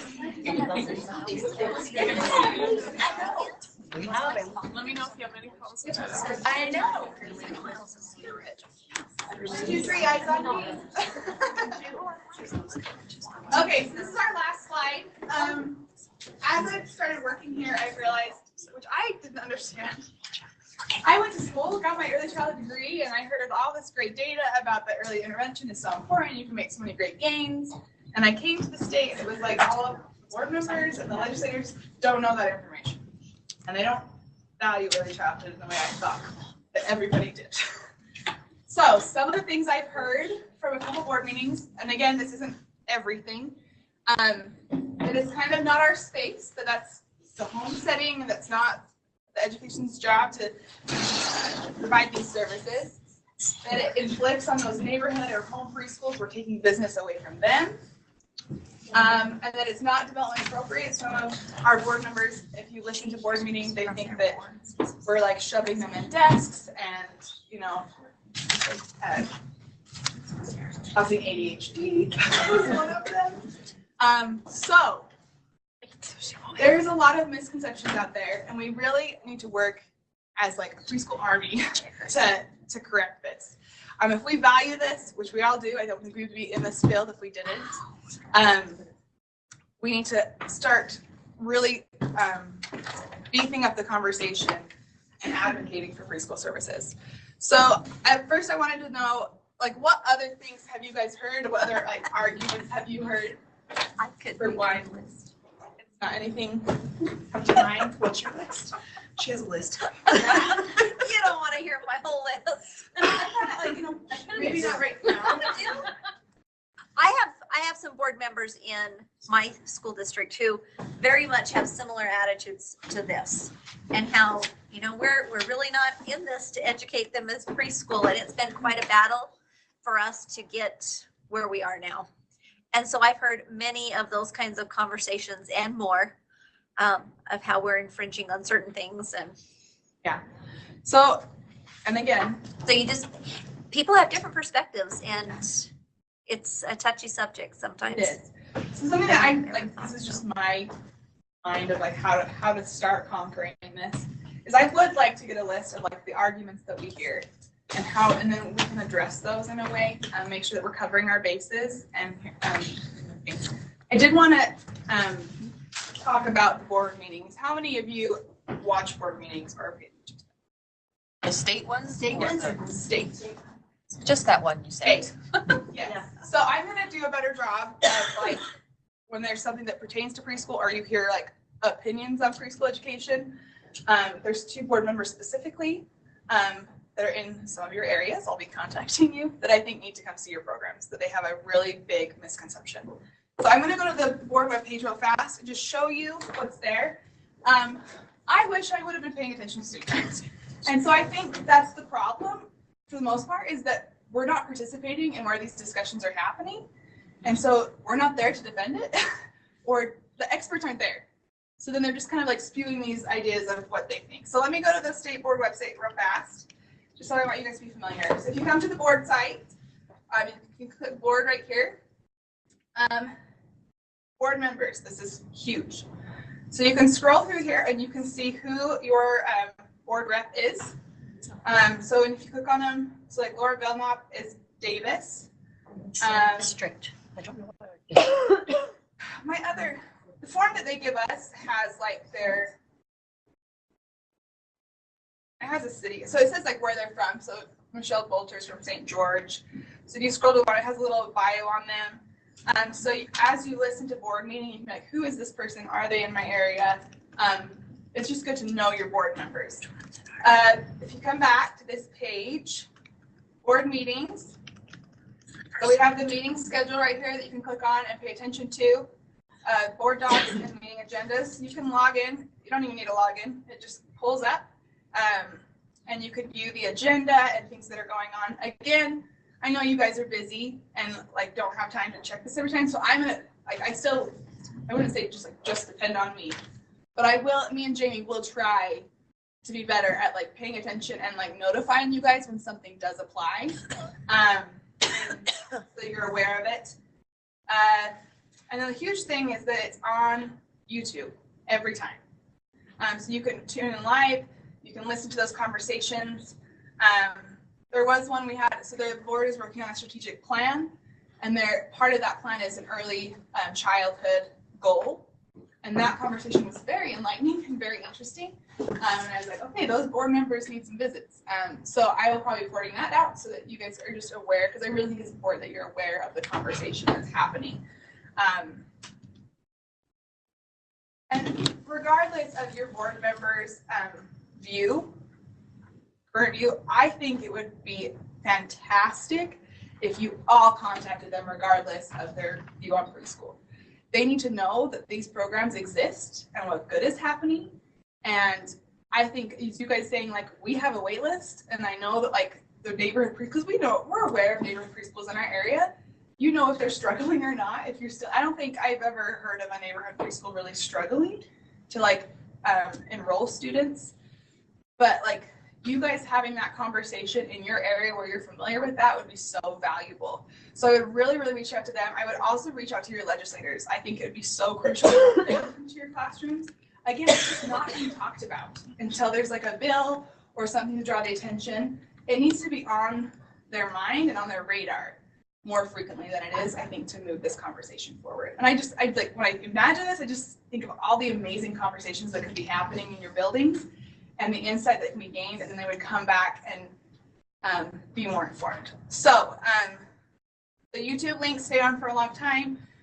We'll hopefully be sending out emails with pertinent information. Let me see what else I got on that slide. Yeah, so invite the legislators, and then as we do the PEEP and the KEEP data correlation, and we can actually prove the case of preschool and show the great things that are happening, that'll be a huge thing to add. But I don't want to wait for that. I want to start moving it, especially, and I really can't stress enough, like this legislation needs support. And we've made great gains in the preschool space. And if this just like disappears, like it'll be that much harder to get it back. So, any thoughts? Jenna Lee said she's kind of had those struggles with her board. Have you guys like had those conversations with your board and like moved the conversation forward in some ways, like some things that have worked that way that you think could work? Any suggestions? And did a presentation to our board. Head Start did a presentation, we did one, and special ed in general. And then they had opportunities to ask us questions about the preschool programs. We gave them data. It was informative for them. They did the same thing in our district and talked about like closing that achievement gap before the gap gets bigger, and use some graphs to show that it doesn't get better on its own, it only gets bigger. And that seemed kind of a good visual for them to wrap their arms around. I think the huge thing, and John kind of focused on said this, but really emphasizing to these legislators and the board members that like these preschool programs are like play-based. Like they're still kids. We're very well aware of that. It's a fun place to be. It's not all day. And I just think about, you know, even like the typical moms that are stay-at-home moms, like they still value like their kids having social experiences or to have a couple hours to go grocery shopping. Like, you know, like it's something that those parents value that I don't think is being transferred up the chain. So I think like having your parents, you know, write letters to their legislators, like really just trying to, you know, brainstorm as a district, how can you support and move the work forward of preschool? Any other getting your super, like John Zerbakken, he's our assistant superintendent. So much about preschool just because he's been involved with our grant, but he's a real advocate for us now. But if we wouldn't have had him involved and get in our programs and knowing what's going on and helping make decisions, they wouldn't have cared. I truly feel like he cares, knows what's going on in our district. And that's something else that I feel like is, if you have like something like that where you have a superintendent that maybe isn't as supportive, like starting that conversation, like having superintendent talk to superintendent, like building that and having them realize the importance of it. I'm just shocked that it's like not being talked about. And then so I'm just like, we all as a group just have to like really kick it into gear and show that this is important if we're ever going to want to really have the services that we feel are needed. Well, and listening to the the board meeting presentation, whatever, another thing that seemed to get past them maybe is that, you know, if there were multiple comments made about we're taking away from the private sector and kids, you know, we're competing with private businesses. But the problem is that a lot of children who are at risk for failure in school, one, financially are not going to be able to go afford a private preschool, and two, are readily kicked out when challenging behavior happens that could be addressed appropriately and keep them in an inclusive setting. Yet in a private preschool, you know, oftentimes they're gone. They don't have the education. The skill set. The skill set. They don't have many of them. To I shouldn't manage say it. all, but most of them don't have the skill set in order to be able to truly have an effective preschool. An intervention in the yes that makes it better, not worse. Yes. Well, I don't know about from my experience in private schools, a lot of like the staff ratio is usually like 1 to like 15. Like there's not the staff to support as well, which we know those smaller groups are crucial. Well, and then like when you think about kids with special needs, I mean, how many, you know, in-home preschools are handicap accessible? I mean, so you take away, right, and so you take away some opportunities for kids with disabilities to participate because they can't access the environment. And so that I will say this, so like we have special ed federal funding, obviously, that's not going anywhere. Right. So like that, so we really are really, I mean, that's extremely valuable information. And I think it's valuable to say, like for our special needs population, like we want them to have these regular classrooms where they can have this inclusive setting. I have heard that some people say like that's a federal requirement, like the state just cares about the state, honestly. And so really emphasizing like the importance of that, but just like the thing that I hear all the time too is they're all our kids. Like, regardless of where the child is living or what preschool they're attending, whether it's a neighborhood, like eventually they're going to be your kids.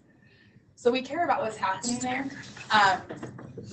And some of the board members have said like they really don't like the idea of like it being an intervention.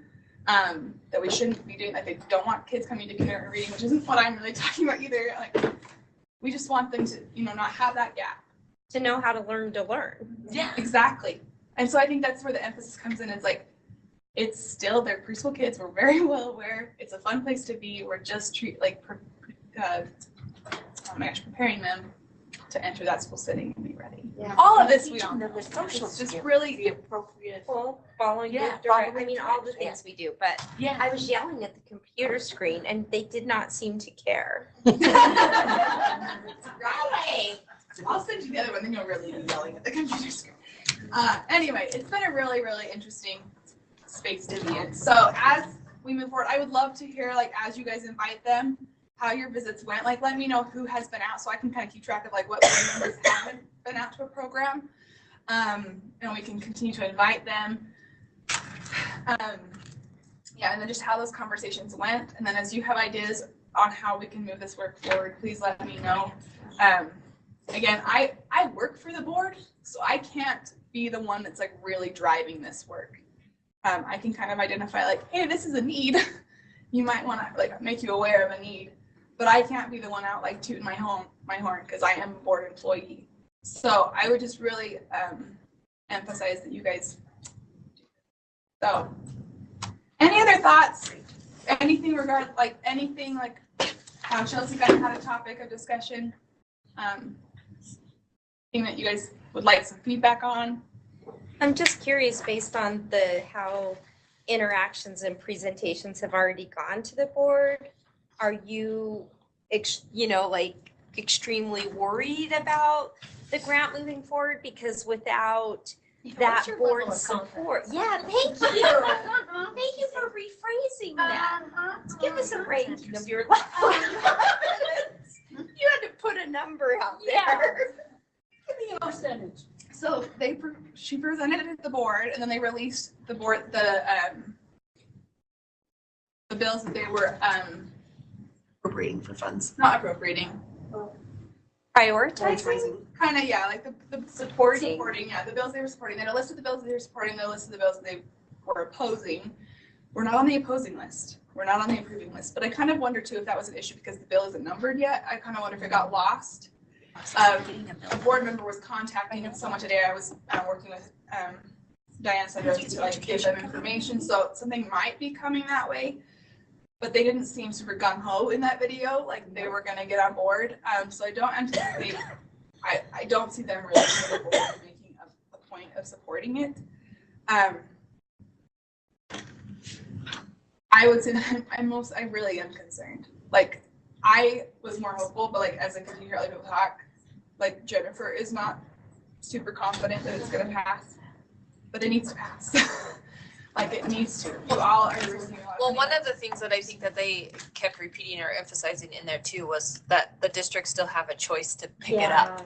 Right? So that the district can just fund it if they pulled the money. So their thinking is leave it to the district when most of us know that that's not going to happen. Exactly. That's what I'm like, if there were funds, they wouldn't be participating in the grant. Like the problem is there's not funds. So I'm gonna do my darndest to let you know, but like it really is. We're all gonna blame you. No, I know, right? That's it, Jessica.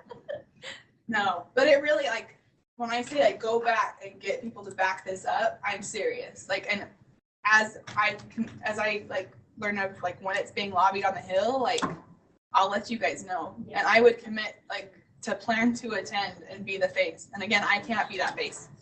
I really want to. And I didn't know that was part of the job that I didn't get to do. I can be the face.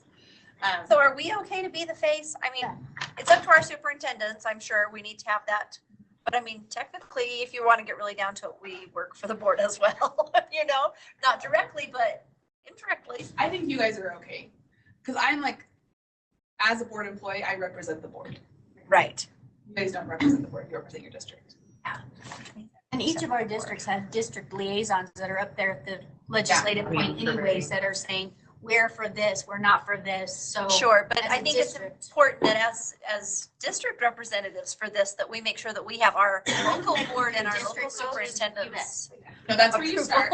You start with your legislative reps, and you start with your superintendents, and you get their approval, and then you say, okay, what's the plan to support this? Is the state school board so different when the grant 3 years ago was approved? Question, I wasn't here. Yeah. Very different, very So, different question. I think I think the huge thing is that it was TANF funding. There was a bunch of excess funding, and so they're like, sure, why not? We have to spend all this funding. And so it was TANF reserves fund that I guess the state wasn't great at spending them, so they had a ton of reserve.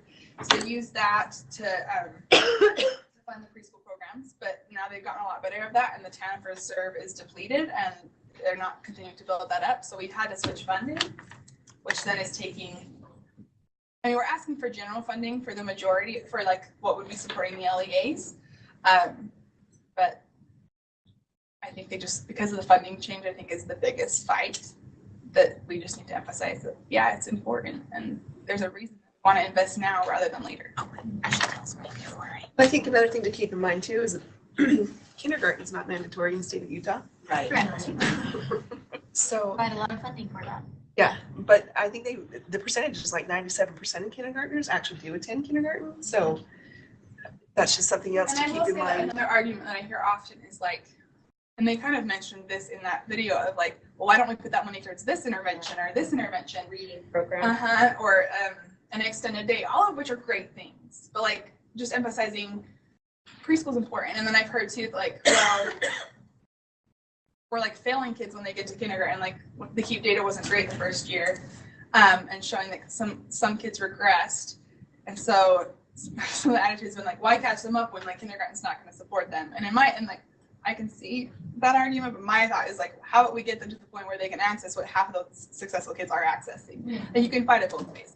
So Utah's education system needs help in a lot of areas, but just the value of early intervention and the changes that we can make in those early years is huge.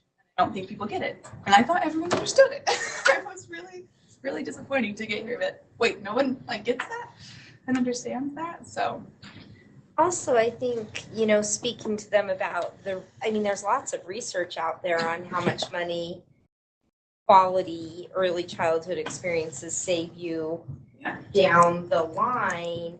And it doesn't seem like they're aware of that piece. Well, some of them are, but they don't, it's arbitrary because it's out here. They want to know at home. What is the difference that you're making at home in your district, within your district, and showing them, I know with our board, showing them the data, and I've tracked our preschoolers over time. So our oldest ones of the gen ed side of it or whatever are in third grade this year. And so them seeing how they're doing compared to the rest of their population is very powerful to them because they don't get the other stuff. But when they see, So from what I've heard too, like legislators, like they value Utah data. They don't really care a whole lot about like the national data. And so, but I think that's a huge thing. And like, so with the HQSRE bill, we had an independent evaluator and the data came out really poorly, but the evaluation is extremely flawed. Like when you listen to all the limitations, you're like, okay, that should be thrown in the trash. It's not accurate. And I've heard from so many of you that you say like, our kindergarten teachers can tell that their kids came to our programs. So I'm like, the outcomes are there. We just haven't found the way to measure it yet. And so I think that's huge with this bill in that like we're establishing the PEEP, continuing the PEEP, and we're getting that data. And then I think Upstart got 10 years to be a pilot. It takes some time to figure this out. So can we just have additional time to like prove the data in Utah? And if we find out that it's not effective, then we'll get rid of it. We're not going to find that, obviously. But, like give us a chance to get good data. We can't make this decision on poor data that we know is inaccurate. Yeah. So I think they know that it's poor data. Mm-hmm. They do. It's been hard to have the study. In the study, we're very clear on these are all the limitations, but I am still concerned at the people that don't read the whole report and just look at the numbers. That it's no, you have to look deeper. And well, I think we all know the power of parents, right? And also surveying the kindergarten teachers, like she just said, you've got a kindergarten teacher that can tell the difference between kids that come from a preschool program or not. Maybe survey kindergarten teachers and say, what are the pros and cons? What have you seen? What have you noticed? That might be an option. And then just the power of parents in general is like great. if every parent that's in a preschool program that like values it wrote a letter to their legislators, if they just got bombarded, like I think that would be. No, I mean, if you have like kids being dropped off, like all your teachers and staff have really good relationship with those parents. If they said like, we have this grant coming, and if like we say like we're going to shut our program down potentially if we don't get funding, like parents are going to value that. Like, no, I love this program. I want it to be there. So. So you have parents don't have the space and. Thank you guys so much for coming, and we'll continue to have these meetings. Here's all of our contact information if you need it. We'll move this work forward. Thank you guys.